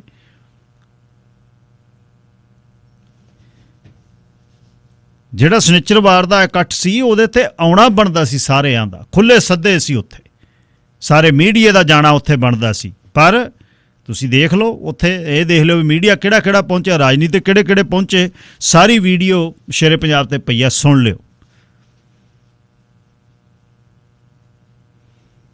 ਸੋ ਇਹ ਜਿਹੜੀ ਹੁਣ ਸਮਾਂ ਉਹ ਇਹ ਮੰਗ ਕਰਦਾ ਯੂਨਾਈਟ ਹੋਣਾ ਚਾਹੀਦਾ, ਅਸੀਂ ਸਾਰਾ ਭਾਈਚਾਰਾ ਇਕੱਠੇ ਹੋਣੇ ਚਾਹੀਦੇ ਨੇ, ਫਿਰ ਕਿਸੇ ਪਾਸੇ ਗੱਲ ਬਣੂ, ਫਿਰ ਤਣ ਪੱਤਣ ਆਊ ਗੱਲ। ਜੇ ਪੰਜਾਬ ਦੇ ਫਾਰਮਰਸ ਦੇ ਲਈ 1 ਸਾਲ ਸੰਘਰਸ਼ ਕਰ ਸਕਦੇ ਹੋ, ਜਿਹੜੇ ਤੁਹਾਡੇ ਸਾਹਮਣੇ ਵਸੀਮਿਆਂ 'ਤੇ ਸਾਰਾ ਕੁਝ ਉੱਜੜ ਗਿਆ। ਮੈਂ ਇੱਕ ਦਿਨ ਅੱਗੇ ਵੀ ਕਿਹਾ ਸੀ, ਅੱਜ ਵੀ ਕਹਿਣਾ, ਅੱਧਾ ਇੰਚ ਪਾਣੀ ਤੁਹਾਡੇ ਘਰ 'ਚ ਆ ਜਾਵੇ ਨਾ, ਉਸ ਜਗ੍ਹਾ 'ਤੇ ਵੀ ਜਿੱਥੇ ਤੁਸੀਂ ਰਹਿੰਦੇ ਨਹੀਂ, ਟੱਬਰ ਜਿਹੜਾ ਗਿੱਟਿਆਂ ਤੋਂ ਉੱਚੇ ਕੱਪੜੇ ਕਰੀ ਫਿਰਦਾ, ਪਾਣੀ ਆ ਗਿਆ, ਪਾਣੀ ਆ ਗਿਆ, ਪਾਣੀ ਆ ਗਿਆ। ਉਹਨਾਂ ਨੂੰ ਵੇਖੋ ਜਿੱਥੇ 10-10 ਫੁੱਟ ਪਾਣੀ ਤੁਰਿਆ ਫਿਰਦਾ, ਗੱਡੀਆਂ ਭਜਾ ਕੇ ਲੰਘੇ ਨੇ, ਬੈਠੇ ਲਿਵਿੰਗ ਰੂਮ 'ਚ ਵੇਖਦੇ, ਕਹਿੰਦੇ ਖੜਕਾ ਕਾਹਦਾ ਹੁੰਦਾ ਇਹ ਯਾਰ? ਆ ਰਿਹਾ ਸੀ ਪਾਣੀ, ਜਿਹੜੇ ਗੱਡੀਆਂ 'ਚ ਬਹਿ ਗਏ ਨਿਕਲ ਗਏ। ਸ਼ੁਕਰ ਹੈ ਕੋਈ ਸਾਡਾ ਜਾਨੀ ਨੁਕਸਾਨ ਨਹੀਂ ਹੋਇਆ। ਆਪਣੇ ਘਰ ਦੇ ਵਿੱਚੋਂ ਇਉਂ ਭੱਜਣਾ ਬਹੁਤ ਔਖਾ ਹੈ। ਉਹ ਭਾਈਚਾਰਾ ਜਿਹੜਾ ਸੁਨੇਹਾ ਦੇਵੇ, ਜਿੱਥੇ ਵੀ ਇਹਨਾਂ ਰਾਜਨੀਤਿਕਾਂ ਨੂੰ ਮਿਲਦੇ ਹੋ, ਸਰ ਜਗਰੂਪ ਸਿੰਘ ਬਰਾੜ ਉਹਨਾਂ ਨੂੰ ਬੇਨਤੀ ਆ ਕਿ ਸਰਕਾਰ ਦੇ ਨਾਲ ਐਨ, ਜੇ ਕਿਤੇ ਕੱਚ ਸਰਕਾਰ ਦੱਸਦੀ ਆ ਉਹ ਵੀ ਸਾਨੂੰ ਦੱਸਣ ਵੀ ਇੱਥੇ ਕੱਚ ਹੋ ਰਹੀ ਆ, ਹੁਣ ਫਿਰ ਉੱਥੇ ਕਾਇਮ ਕਰਾਂਗੇ ਅਸੀਂ। ਇਹ ਰਲ ਕੇ ਇਹਨਾਂ ਦਾ ਵਧੀਆ ਪੈਕੇਜ ਇਹਨਾਂ ਨੂੰ ਐਲਾਨਣਾ ਚਾਹੀਦਾ। ਅੱਜ ਐਲਾਨ ਦਿਓ, ਕੋਈ ਨਾ 10 ਦਿਨਾਂ ਨੂੰ ਕਰ ਦਿਓ, 15 ਨੂੰ, ਕਿਹੜਾ 1 ਦਿਨ ਦਾ ਕੰਮ ਹੈ, ਉਹ ਤਾਂ ਸਾਲਾਂ ਦਾ ਕੰਮ ਹੈ। ਹੁਣ ਜੇ ਬੇਰੀ ਪੱਟਣੀ ਪਈ, ਇਹ ਵੀ ਗੱਲ ਹੋਈ ਆ ਕਿਸੇ ਐਸੋਸੀਏਸ਼ਨ ਨੇ ਕਿਹਾ ਦੇਖੋ ਅਪ੍ਰੈਲ ਤੱਕ ਵੇਟ ਕਰੋ, ਬੇਰੀ ਦੇਖਦੇ ਹਾਂ ਵੀ ਦੁਬਾਰਾ ਹੋ ਜੂ, ਬੇਰੀ ਹੋ ਜੂ ਦੁਬਾਰਾ। ਪਾਣੀ ਤਾਂ ਖੜਾ ਰਹਿੰਦਾ, ਪਾਣੀ ਅੱਗੇ ਖੜਦਾ ਇੰਚਾਂ 'ਚ, ਹੁਣ ਬੇਰੀ ਨਹੀਂ ਦਿਖਦੀ ਉੱਥੇ। ਉਹ ਕਿਹੋ ਜਿਹੀ ਬੇਰੀ, ਉਹ ਟੌਕਸਿਕ ਪਾਣੀ ਉੱਥੇ, ਜਿਹੜਾ ਵਿੱਚੇ ਡੀਜ਼ਲ, ਵਿੱਚੇ ਸਪਰੇਆਂ, ਵਿੱਚੇ ਜਿਹੜੇ ਪ੍ਰੋਪੇਨ ਦੇ ਟੈਂਕ ਨੇ ਤੁਰੇ ਫਿਰਦੇ, ਉਹ ਕੱਲ੍ਹ ਨੂੰ ਕੰਟੈਮੀਨੇਸ਼ਨ ਤੋਂ ਬਾਅਦ ਕਿਹੜਾ ਬੇਰੀ ਲਊ ਉੱਥੇ ਦੀ? ਗੱਲ ਕਰਨ ਦੀ ਇਹ ਆ ਵੀ ਭਾਈ ਸਾਡਾ ਤਾਂ ਕੰਮ ਨਿਬੜ ਗਿਆ, ਦੱਸੋ ਇਹਨਾਂ ਨੂੰ ਕਿਵੇਂ ਇਹਨਾਂ ਨੂੰ ਪੱਟੀਏ। ਉਹ ਲਾਉਣੀ ਪੱਟ ਕੇ ਦੁਬਾਰਾ ਲਾਉਣੀ ਕਿਤੇ ਸੌਖੀ ਹੈ? ਕਦ ਉਹਦਾ 4-5 ਸਾਲਾਂ ਨੂੰ ਕਦ ਦੁਬਾਰਾ ਉਹਦੀ ਫਸਲ ਹੋਣੀ ਹੈ? ਕਿਵੇਂ ਉਹ ਗੁਜ਼ਾਰਾ ਕਰਨਗੇ ਜਿਨ੍ਹਾਂ ਦਾ ਇਕੱਲਾ ਹੀ ਇੱਕੋ ਹੀ ਕੰਮ ਸੀ ਜਿਹੜਾ ਬੇਰੀ ਦਾ ਸੀ? ਇੱਕ ਸੁਰ ਹੋ ਕੇ ਭਾਈਚਾਰਾ ਗੱਲ ਕਰੇ, ਆਪਸ ਵਿੱਚ ਜਿਹੜੇ ਚੱਕਰ ਨੇ, ਕਿਸੇ ਨੂੰ ਉੱਚਾ ਕਿਸੇ ਨੂੰ ਨੀਵਾਂ, ਇਹ ਕਿਸੇ ਉੱਚੇ ਨੀਵਾਂ ਇਕੱਠ ਕੀਤਿਆਂ ਦੇ ਵਿੱਚ ਤੇ ਇੱਥੇ ਕੋਈ ਫਰਕ ਨਹੀਂ ਪੈਂਦਾ। ਵਡਿਆਈਆਂ ਸਾਹਿਬ ਦੇ ਘਰੋਂ ਨੇ, ਉਹ ਮਿਲਦੀਆਂ ਜਿਹਦਾ ਪੱਲਾ ਵੱਡਾ।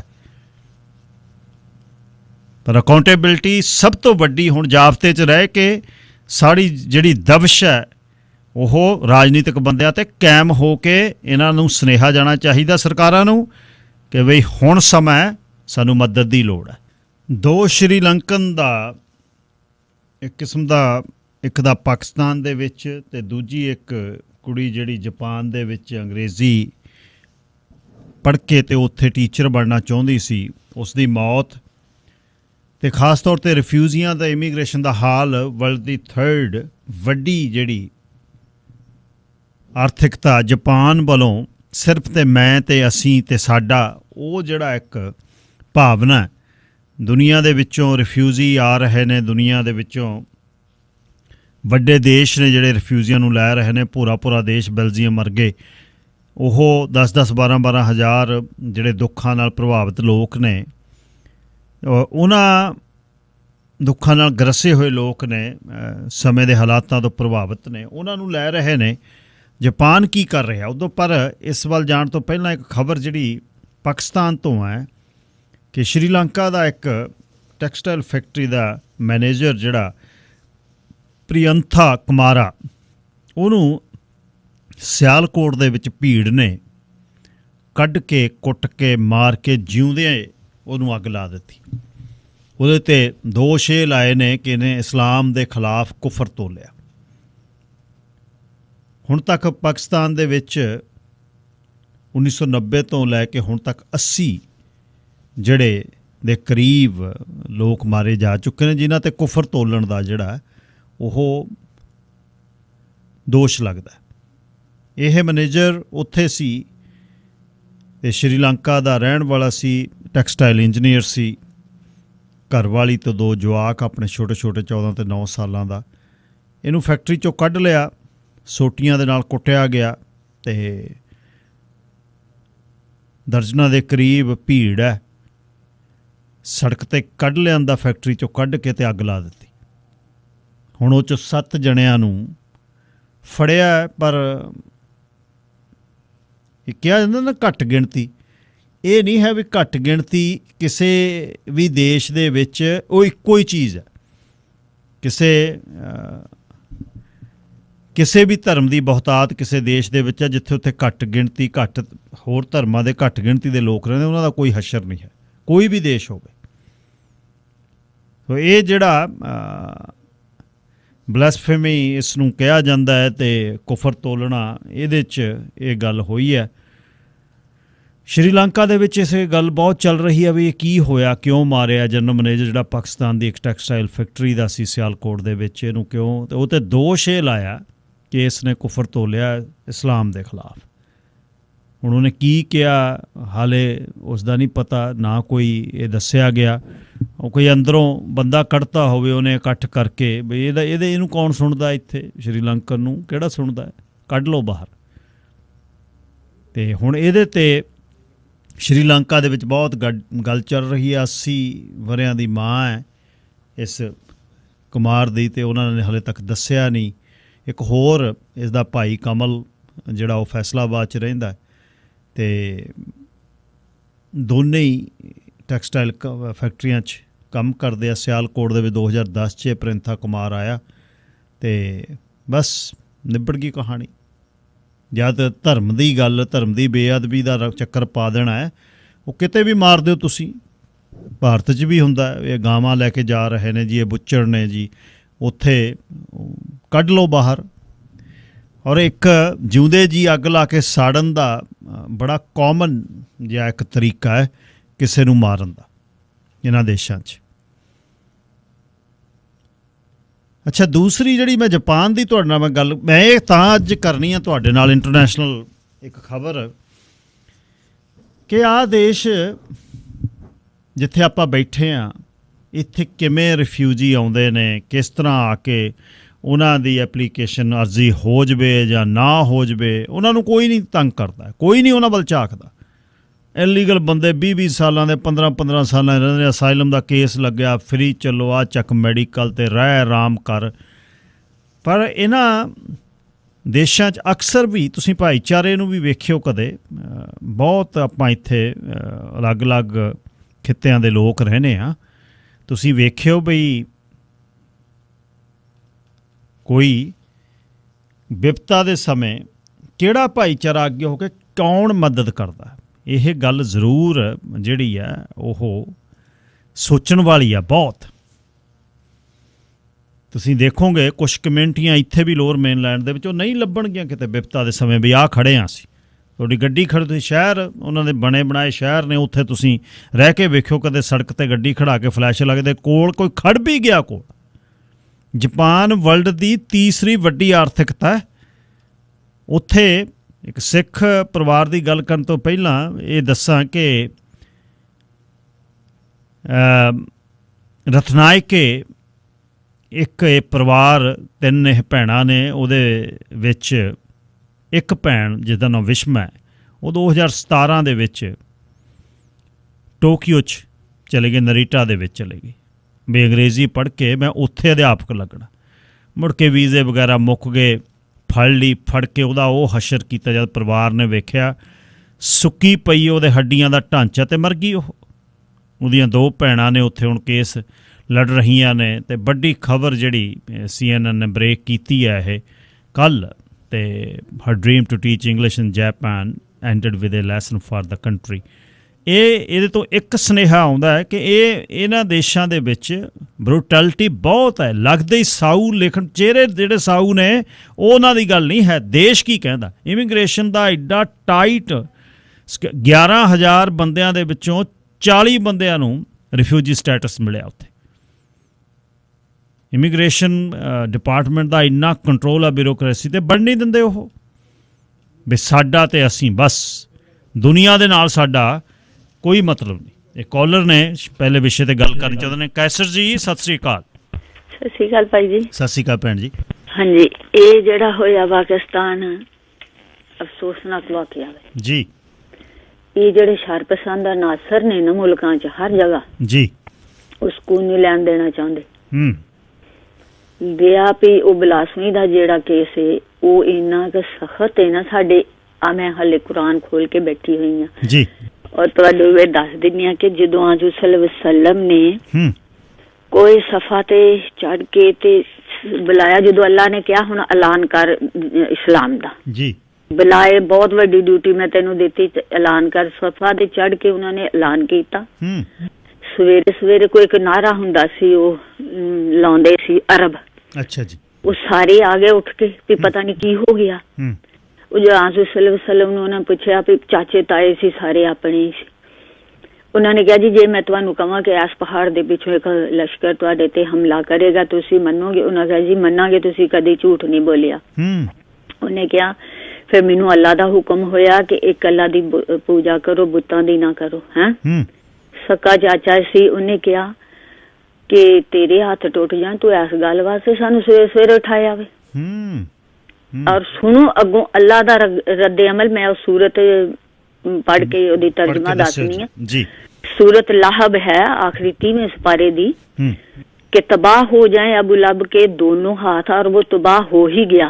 इसे कुछ काम ना आया, इसका माल ना जो इसने कमाया, ना बच्चे, अब धंसता है लिपट मारती आग में वो, और इसकी बीवी लकड़ियों का गट्ठा सर पर उठाती, इसके गले में खजूर के छाल की रस्सी है। ए अल्लाह दा हुक्म जे जिन्हों असीं डिनाई नहीं कर सकते। ਤੇ ਉਸੇ ਵੇਲੇ ਹੋਰ ਵੀ ਆਜ਼ੂ ਸੱਲੱਲਾਹੁ ਅਲੈहि ਵਸੱਲਮ ਦੇ ਦੌਰ 'ਚ ਕਾਬ ਬਿਨ ਅਸ਼ਰਫ ਯਹੂਦੀ ਨੇ ਵੀ ਇਸ ਤਰ੍ਹਾਂ ਅੱਲਾ ਦੇ ਰਸੂਲ ਦੀ ਤੋਹੀਨ ਕਰਨੀ ਲਈ ਸੀ। ਉਹ ਇੰਨੇ ਕੁ ਤੰਗ ਆ ਗਏ, ਉਹਨਾਂ ਕਿਹਾ ਕੋਈ ਹੈ ਜਿਹੜਾ ਮੈਨੂੰ ਇਹਦੇ ਤੋਂ ਨਿਜਾਤ ਦਿਵਾਵੇ। 3 ਸਾਹਬਾ ਗਏ ਸੀ, ਉਹਨੂੰ ਮਾਰ ਕੇ ਆਏ ਸੀ। ਲੇਕਿਨ ਉਹ ਦੌਰ ਸੀ ਖਾਲਸ। ਹੁਣ ਇਸਲਾਮ ਦੇ ਪਰਦੇ 'ਚ ਸਾਰੇ ਸ਼ਰਪਸੰਦ ਨਾਸਰ ਜਿਹੜੇ ਨੇ ਉਹ ਇਕੱਠੇ ਹੋਏ ਨੇ ਵੀ ਅਮਨ ਨਹੀਂ ਹੋਣ ਦੇਣਾ। ਜਾਂ ਤੇ ਤੁਸੀਂ ਰਿਕਾਰਡ ਕਰਕੇ ਕਿਸੇ ਮੌਲਵੀ ਜੀ ਨੂੰ ਦਿਖਾਓ ਕਿ ਆ ਕਹਿੰਦਾ ਵੀ ਇਹ ਆਪੇ ਉਹਨੂੰ ਪਕੜਦੇ। ਸ਼ਰੀਆ ਕੌਂਸਲ ਹੈ, ਸ਼ਰੀਆ ਲੈ ਕੇ ਕਾਨੂੰਨ ਆਪਣੇ ਹੱਥ 'ਚ ਤੁਹਾਨੂੰ ਲੈ ਕੇ ਪੂਰੇ ਮੁਲਕ ਨੂੰ ਸਜ਼ਾਇਆ ਮੌਤ ਬੋਲਣ ਦਾ ਜੇ ਤੁਸੀਂ ਇਹ ਹੁਣ ਸ਼ਰ ਦਾ ਦੌਰ ਹੈ, ਸਾਰੇ ਬਸ ਕਹਿ ਦਿੰਦੇ, ਕਿਉਂਕਿ ਅਸੀਂ ਆਮ ਲੋਕ ਜਿਸ ਤਰ੍ਹਾਂ ਹੁਣ ਤੁਹਾਡੇ ਗੁਰੂਆਂ ਨੂੰ ਕੋਈ ਕਵੇ ਜਾਂ ਕਵੇ ਰਾਮ ਰਹੀਮ ਨੇ ਕਿਹਾ ਸੀ ਚੋਲਾ ਪਾ ਕੇ ਗੁਰੂ ਗੋਬਿੰਦ ਸਿੰਘ ਦਾ ਰੱਦੇ ਅਮਲ ਹੋਇਆ ਸੀ ਨਾ। ਇਹਨੂੰ ਕਹਿੰਦੇ ਕੁਰਾਨ ਚ ਹੈ ਅਲ ਫਿਤਨਾ ਅਸ਼ਦੋ ਮਿਨਲ ਕਤਲ ਅਲ ਫਿਤਨਾ ਅਕਬਾਰੋ ਮਿਨਲ ਕਤਲ। ਅੱਲਾਹ ਤਾਲਾ ਨੇ ਇਹ ਵੀ ਕਿਹਾ ਹੈ ਕਿ ਤੁਸੀਂ ਪਹਿਲੇ ਤਸਦੀਕ ਕਰ ਲਓ, ਪਹਿਲੇ ਦੇਖੋ। ਇਹ ਨਹੀਂ ਕਿ ਤੁਸੀਂ ਪਹਿਲੇ ਹੀ ਐਵੇਂ ਹੋ ਜਾਓ, ਤੁਸੀਂ ਕਿਸੇ ਨੂੰ ਨੁਕਸਾਨ ਪਹੁੰਚਾ ਦਿਓ ਫਿਰ ਅਫਸੋਸ ਕਰੋ। ਲੇਕਿਨ ਹੁਣ ਅਫਸੋਸ ਵਾਲੀ ਤਾਂ ਗੱਲ ਰਹਿ ਨਹੀਂ, ਦੁਨੀਆਦਾਰੀ ਚ ਇੰਨੀ ਕਿ ਹਰ ਤਰਫੋਂ ਦੁਨੀਆ ਨੂੰ ਅੱਲਾ ਨੇ ਘੇਰਿਆ, ਆਫਾਤੇ ਆਸਮਾਨ ਤੇ ਜ਼ਮੀਨੀ। ਆ ਦੇਖ ਲਓ ਕੀ ਅਸੀਂ ਭੁਗਤ ਰਹੇ ਹਾਂ। ਬਿਲਕੁਲ। ਤੇ ਅਸੀਂ ਮਜ਼ਹਬਾਂ ਦਾ ਟਿੱਕਾ ਲਾ ਲਿਆ ਵੇ, ਅਮਲ ਨਹੀਂ, ਅਮਲ ਉਹਦੇ ਖਿਲਾਫ ਹੈ, ਜਿਹਦੀ ਵਜ੍ਹਾ ਤੋਂ ਆ ਸਜ਼ਾ ਮਿਲ ਰਹੀ ਹੈ। ਕਿਤੇ ਸਕੂਨ ਨਹੀਂ, ਕਿਤੇ ਨਹੀਂ ਹੈ। ਅੱਲਾਹ ਤਾਲਾ ਦੀ ਹਲੇ ਨਰਮ ਗ੍ਰਿਫਤ ਹੈ, ਔਰ ਇਹ ਐਵੇਂ ਦੀਆਂ ਬਸਤੀਆਂ ਨੂੰ ਅੱਲਾ ਉੱਪਰ ਜਾ ਕੇ ਥੱਲੇ ਸੁੱਟਦਾ ਹੁੰਦਾ ਜਦੋਂ ਵੱਧ ਜਾਣ। ਉਹ ਸ਼ਾਇਰ ਦਾ ਹੈ ਨਾ ਕਿ फितरत अफराद से तो अगमास कर लेती है, नहीं करती मगर मिल्लत के गुनाहों को कभी माफ। ਜਦੋਂ ਹਲੇ ਚੰਦ ਲੋਕ ਵਿੱਚ ਨੇਕ ਹੁੰਦੇ ਅੱਲਾ ਮਾਫ ਕਰਦਾ ਜਾਂਦਾ, ਹੋ ਸਕਦਾ ਇਹਨਾਂ ਨੂੰ ਹਦਾਇਤ ਆ ਜਾਏ। ਲੇਕਿਨ ਜਦੋਂ ਨਹੀਂ ਫਿਰ ਅੱਲਾ ਦਾ ਅਜ਼ਾਬ ਵੀ ਬੜਾ ਸਖਤ ਹੈ। ਲਿਹਾਜ਼ਾ ਜਿਹੜਾ ਉਹਨਾਂ ਨੇ ਕੀਤਾ ਵੇ, ਗਲਤ ਕੀਤਾ ਵੇ, ਉਹ ਰਿਕਾਰਡ ਕਰਦੇ, ਉਹ ਕਿਸੇ ਮਤਲਬ ਕਿ ਸਾਹਿਬ ਇਲਮ ਤੱਕ ਪਹੁੰਚਾ ਦੇ ਕਿ ਸਾਡਾ ਜਿਹੜਾ ਹੈ ਸਰਬਰਾ ਉਹ ਆ ਕਹਿੰਦਾ, ਉਹ ਆਪੇ ਉਹਨੂੰ ਪੁੱਛ ਲੈਂਦੇ ਫਿਰ ਜਾ ਕੇ। ਹੁਣ ਕੀ ਪਤਾ ਕੀ ਕੀਤਾ ਉਹਨਾਂ ਨੇ, ਜਿਹੜਾ ਕੀਤਾ ਗਲਤ ਕੀਤਾ, ਸਾਰੇ ਉਹਦੀ ਜਿਹੜੀ ਹੈ ਨਖੇਦੀ ਕਰਦੇ। ਅੱਲਾ ਕਰੇ ਕਿਸੇ ਮੁਲਕ ਚ ਵੀ ਸ਼ਰ ਨਾ ਪਵੇ। ਦੁਨੀਆ ਜਿਹੜੀ ਚੰਦ ਦਿਨ ਹੈਗੀ ਅਮਰ ਸਕੂਨ ਨਾਲ ਰਹਿ ਲੈ। ਸ਼ੁਕਰੀਆ ਭਾਈ ਟਾਈਮ ਦੇਣ ਦਾ। ਧੰਨਵਾਦ ਭੈਣ ਜੀ, ਧੰਨਵਾਦ ਬਹੁਤ ਬਹੁਤ। ਸੈਮ ਜੀ ਲਾਈਨ ਨੰਬਰ 2। ਹਾਂਜੀ ਸੈਮ ਜੀ। ਹਾਂਜੀ ਵੀਰ, ਦੇਖੋ ਇਹਦੇ ਵਿੱਚ ਗੱਲ ਸਿਰਫ ਦੋ ਚੀਜ਼ਾਂ ਸਿੱਖਣ ਦੀ ਲੋੜ ਆ। ਦੂਜੇ ਧਰਮ ਵਿੱਚ ਤੁਸੀਂ ਦਖਲ ਅੰਦਾਜ਼ੀ ਨਾ ਕਰੋ ਤੇ ਆਪਣੇ ਧਰਮ ਨੂੰ ਫਿਕਸ ਕਰੋ, ਜਿਵੇਂ ਭੈਣ ਜੀ ਦੱਸ ਕੇ ਗਏ ਆ। ਉਹ ਹੁਣ ਇਹਦੇ ਵਿੱਚ ਮੁਸਲਮਾਨ ਕੌਮ ਦਾ ਖੜੇ ਹੋਣਾ ਬਹੁਤ ਹੀ ਜ਼ਰੂਰੀ ਆ। ਵੀ ਗਲਤ ਆ, ਵੀ ਇਹ ਆ ਜਿਹੜੀ ਚੀਜ਼ ਤੁਸੀਂ ਗਲਤ ਕੀਤੀ। ਤੇ ਦੂਜੀ ਸਾਈਡ ਤੇ ਜਿਸ ਬੰਦੇ ਨੇ ਜੇ ਕਿ ਬਾਹਰਲਾ ਧਰਮ ਤੋਂ ਕਰਦਾ, ਉਹਨੂੰ ਰੋਕਣ ਦੀ ਲੋੜ ਹੈ। ਵੀ ਤੇਰਾ ਕੋਈ ਮਤਲਬ ਨਹੀਂ ਕਿਸੇ ਦੇ ਧਰਮ ਵਿੱਚ ਦਖਲ ਦੇਣਾ, ਤੂੰ ਆਪਣੇ ਧਰਮ ਨੂੰ ਫਿਕਸ ਕਰ। ਉਹ ਆਪਣੇ ਧਰਮ ਨੂੰ ਫਿਕਸ ਕਰ ਰਹੇ ਨੇ ਔਰ ਚੱਲ ਰਿਹਾ ਉਲਟ। ਅਸੀਂ ਆਪਣੇ ਧਰਮ ਨੂੰ ਫਿਕਸ ਕਰਨ ਦੀ ਬਜਾਏ ਦੂਜੇ ਦੇ ਧਰਮ ਨੂੰ ਫਿਕਸ ਕਰਨ ਦੇ ਤੁਰਦੇ ਹਾਂ, ਤਾਂ ਹੀ ਉਹ ਇਹ ਸਾਰੇ ਇਸ਼ੂ ਆ ਰਹੇ ਆ। ਔਰ ਮੈਂ ਦੇਖ ਰਿਹਾ ਸੀ ਕਾਫੀ ਵੱਡੀ ਗਿਣਤੀ ਆ ਪਾਕਿਸਤਾਨ ਦੇ ਵਿੱਚ, ਅਫਗਾਨਿਸਤਾਨ ਦੇ ਵਿੱਚ ਜਿਹੜੀ ਇਸ ਹਿਸਾਬ ਨਾਲ ਕਿਲਿੰਗ ਹੋ ਰਹੀ ਆ। ਆਈ ਡੋਨਟ ਨੋ ਕਿਉਂ ਅਜਿਹਾ ਹੈਗਾ, ਪਰ ਇਹ ਮਾੜਾ ਲੱਗਿਆ ਮੈਨੂੰ। ਤਾਂ ਇੰਨੇ ਕੁ। ਧੰਨਵਾਦ ਜੀ, ਧੰਨਵਾਦ। ਅੱਛਾ, ਜਿਹੜੀ ਬਿਲਕੁਲ ਸਹੀ ਫਰਮਾਇਆ ਜੀ, ਧਰਮ ਤੇ ਕਤਲ ਦੋ ਚੀਜ਼ਾਂ ਬੜੀਆਂ ਅਲੱਗ ਨੇ। ਧਰਮੀ ਲੋਕ ਜਿਹੜੇ ਨੇ ਉਹ ਇਸ ਤਰ੍ਹਾਂ ਨਹੀਂ ਕਰ ਸਕਦੇ ਔਰ ਕਰਨਾ ਵੀ ਨਹੀਂ ਚਾਹੀਦਾ। ਜਾਪਾਨ ਦੀ ਮੈਂ ਗੱਲ ਕਰ ਰਿਹਾ ਸੀ, ਇਹ ਜਿਹੜੀ ਰਤਨਾਇਕੇ ਕੁੜੀ ਜਿਹੜੀ ਬਿਸ਼ਮਾ ਉੱਥੇ ਆਈ 2017 ਦੇ ਵਿੱਚ, ਮਾਰਚ 6 2021, 33 ਵਰਿਆਂ ਦੀ ਉਮਰ ਦੇ ਵਿੱਚ ਜਾਂ ਓਵਰਸਟੇਇੰਗ ਉਹਨੇ ਵੀਜ਼ੇ 'ਤੇ ਕੀਤੀ, ਫੜ ਕੇ ਡਿਟੈਂਸ਼ਨ 'ਚ ਪਾ ਦਿੱਤੀ ਅਤੇ ਉੱਥੇ ਉਹਦਾ ਉਹ ਹਸ਼ਰ ਕੀਤਾ। ਹੁਣ ਪਰਿਵਾਰ ਨੇ ਬਹੁਤ ਜ਼ੋਰ ਦੇ ਨਾਲ ਉਸ ਦੀ ਵੀਡੀਓ ਸਰਵੇਲੈਂਸ ਜਿਹੜੀ ਕਿਹਾ ਦਿਖਾਓ ਸਾਨੂੰ ਇਹਦੀ ਜੇਲ੍ਹ ਦੇ ਵਿੱਚ। ਉਹਦੇ ਵਿੱਚ ਉਹ ਇੰਨੀ ਕਮਜ਼ੋਰ ਆ, ਆਪਣੇ ਬੈੱਡ ਤੋਂ ਡਿੱਗ ਪੈਂਦੀ ਹੈ ਅਤੇ ਕੋਲ ਖੜ੍ਹੇ ਹੱਸਦੇ ਨੇ ਜਿਹੜੇ ਬਾਰਡਨ ਨੇ। ਹੱਸ ਵੀ ਇੰਨਾ ਰਹੇ ਨੇ ਜਿਵੇਂ ਮਤਲਬ ਹੱਸਦੇ ਹੱਸਦੇ ਨੱਕ 'ਚੋਂ ਪਾਣੀ ਨਹੀਂ ਆਪਣੇ ਜਾਂਦਾ, ਇਸ ਤਰ੍ਹਾਂ ਤਸ਼ਵੀਹ ਵੀ ਉਹਨੇ ਇਸ ਤਰ੍ਹਾਂ ਹੀ ਦਿੱਤੀ ਹੈ ਰਾਈਟਰ ਨੇ। ਅਤੇ ਉਹਦੇ ਵਿੱਚ ਹੁਣ ਉਸਨੇ ਚੈੱਕ ਕੀਤਾ ਵੀ ਉਹਦਾ ਹਾਲ, ਹੱਡੀਆਂ ਦਾ ਢਾਂਚਾ ਬੁਰੇ ਹਾਲ ਕਰਤੇ ਅਤੇ ਉਹ ਇਵੈਂਚੁਅਲੀ ਮਰ ਗਈ। ਉਹਦੀਆਂ ਦੋ ਭੈਣਾਂ ਜਿਹੜੀਆਂ ਨੇ ਉਹ ਜਾਪਾਨ ਦੇ ਵਿੱਚ ਬੈਠ ਕੇ ਕੋਸ਼ਿਸ਼ ਕਰ ਰਹੀਆਂ ਨੇ, ਪੂਰਨਿਮਾ ਅਤੇ ਵਾਯੋਮੀ ਰਤਨਾਇਕੇ, ਕਿ ਸਾਨੂੰ ਇੱਥੋਂ ਕੁਛ ਇਨਸਾਫ ਮਿਲਣਾ ਚਾਹੀਦਾ। ਪਰ ਕਿੱਥੇ ਮਿਲਣਾ, ਕਿਹੜੀ ਕਹਾਣੀ? ਜਿਹੜਾ ਦੇਸ਼ ਅਲਾਓ ਹੀ ਨਹੀਂ ਕਰ ਰਿਹਾ, ਜਿਹੜਾ ਬਣ ਨਹੀਂ ਦੇ ਰਿਹਾ। 14,000 ਦੇ ਕਰੀਬ, 13 ਤੋਂ 14,000 ਦੇ ਕਰੀਬ ਅਰਜ਼ੀਆਂ 'ਚੋਂ 40 ਬੰਦਿਆਂ ਨੂੰ ਰਾਸ਼ਟਰੀ ਸ਼ਰਨ ਦੇ ਰਿਹਾ। ਇਸ ਤਰ੍ਹਾਂ ਹੀ ਇੱਕ ਪਰਿਵਾਰ ਸਕਰੂਲੀ ਦਾ ਜਿਹੜਾ 90ਵਿਆਂ ਦੇ ਵਿੱਚ ਸਰਦਾਰ ਭਰਪੂਰ ਸਿੰਘ ਉੱਥੇ ਫੜੇ ਗਏ, ਪੁਲਿਸ ਨੇ ਟੌਰਚਰ ਕੀਤਾ ਅਤੇ ਉੱਥੋਂ ਪਰਿਵਾਰ ਹਾਂਗਕਾਂਗ ਆ ਗਿਆ। ਹਾਂਗਕਾਂਗ ਤੋਂ ਬਾਅਦ ਫਿਰ ਜਾਪਾਨ ਆ ਗਿਆ। ਜਾਪਾਨ 'ਚ ਆ ਕੇ 3 ਬੱਚੇ ਪੈਦਾ ਹੋ ਗਏ, ਜਿਸ 'ਚ ਗੁਰਸੇਵਕ ਸਿੰਘ ਵੱਡਾ ਅਤੇ ਯੂਨੀਵਰਸਿਟੀ ਦੇ ਪਹਿਲੇ ਸਾਲ 'ਚ ਪੜ੍ਹ ਰਿਹਾ। ਹੁਣ ਤੱਕ ਜਿਹੜੇ ਉਹ ਬੱਚੇ ਪੈਦਾ ਹੋਏ, ਨਾਲੇ ਜਾਪਾਨੀ ਭਾਸ਼ਾ ਦੇ ਵਿੱਚ ਉਹਨੇ ਮੁੰਡੇ ਨੇ ਚਿੱਠੀਆਂ ਲਿਖੀਆਂ ਹੁਣ ਤੱਕ ਪ੍ਰਧਾਨ ਮੰਤਰੀ ਨੂੰ ਉੱਥੇ ਤੇ ਹੋਰਾਂ ਮਿਨਿਸਟਰਾਂ ਨੂੰ ਕਿ ਮੇਰੇ ਨਾਲ ਸਾਡੇ ਨਾਲ ਕੀ ਹੋ ਗਿਆ। ਅਸੀਂ ਤਾਂ ਜੰਪ ਵਾਲੇ ਇੱਥੇ ਦੇ, ਅਸੀਂ ਕਿੱਥੇ ਜਾਈਏ ਹੁਣ ਦੱਸੋ, ਕਿਹੜਾ ਪਾਸਪੋਰਟ ਆ ਸਾਡੇ ਕੋਲ। ਤੇ ਭਰਪੂਰ ਸਿੰਘ ਉਹਨਾਂ ਨੂੰ ਫੜ ਵੀ ਲਿਆ ਸੀ ਤੇ ਯੂਨਾਈਟਿਡ ਸਿੱਖਸ ਇਹ ਬੱਚੇ ਦੀ ਪੜ੍ਹਾਈ ਦਾ ਇੰਤਜ਼ਾਮ ਕਰ ਰਿਹਾ, $10,000 1 ਸਾਲ ਦਾ ਖਰਚਾ। ਹੁਣ ਜਿਹੜੇ ਜਵਾਕ ਨੇ ਮਾਈਗਰੈਂਟ ਫੈਮਲੀਜ਼ ਦੇ, ਇਹ ਕਿੱਥੇ ਨੂੰ ਜਾਣ, ਇਹ ਕੀ ਕਰਨ। ਇਹ ਜਿਹੜਾ ਮਤਲਬ ਇਸੇ ਸਮੇਂ ਇਸੇ ਦੇਸ਼ ਦੇ ਵਿੱਚ ਉਹ ਪੜ੍ਹਦਾ, ਸਾਰੀ ਜੈਪਨੀਜ਼ ਪੜ੍ਹਦਾ, ਜੈਪਨੀਜ਼ ਲਿਖਦਾ ਹੈ, ਉਹਦਾ ਜਨਮੇ ਉੱਥੇ ਦਾ 3 ਬੱਚਿਆਂ ਦਾ, ਪਰ ਉਹਦੇ ਕੋਲ ਕੋਈ ਸਟੇਟਸ ਨਹੀਂ ਹਾਲੇ ਤੱਕ, ਕੁਛ ਵੀ ਨਹੀਂ ਹੈ।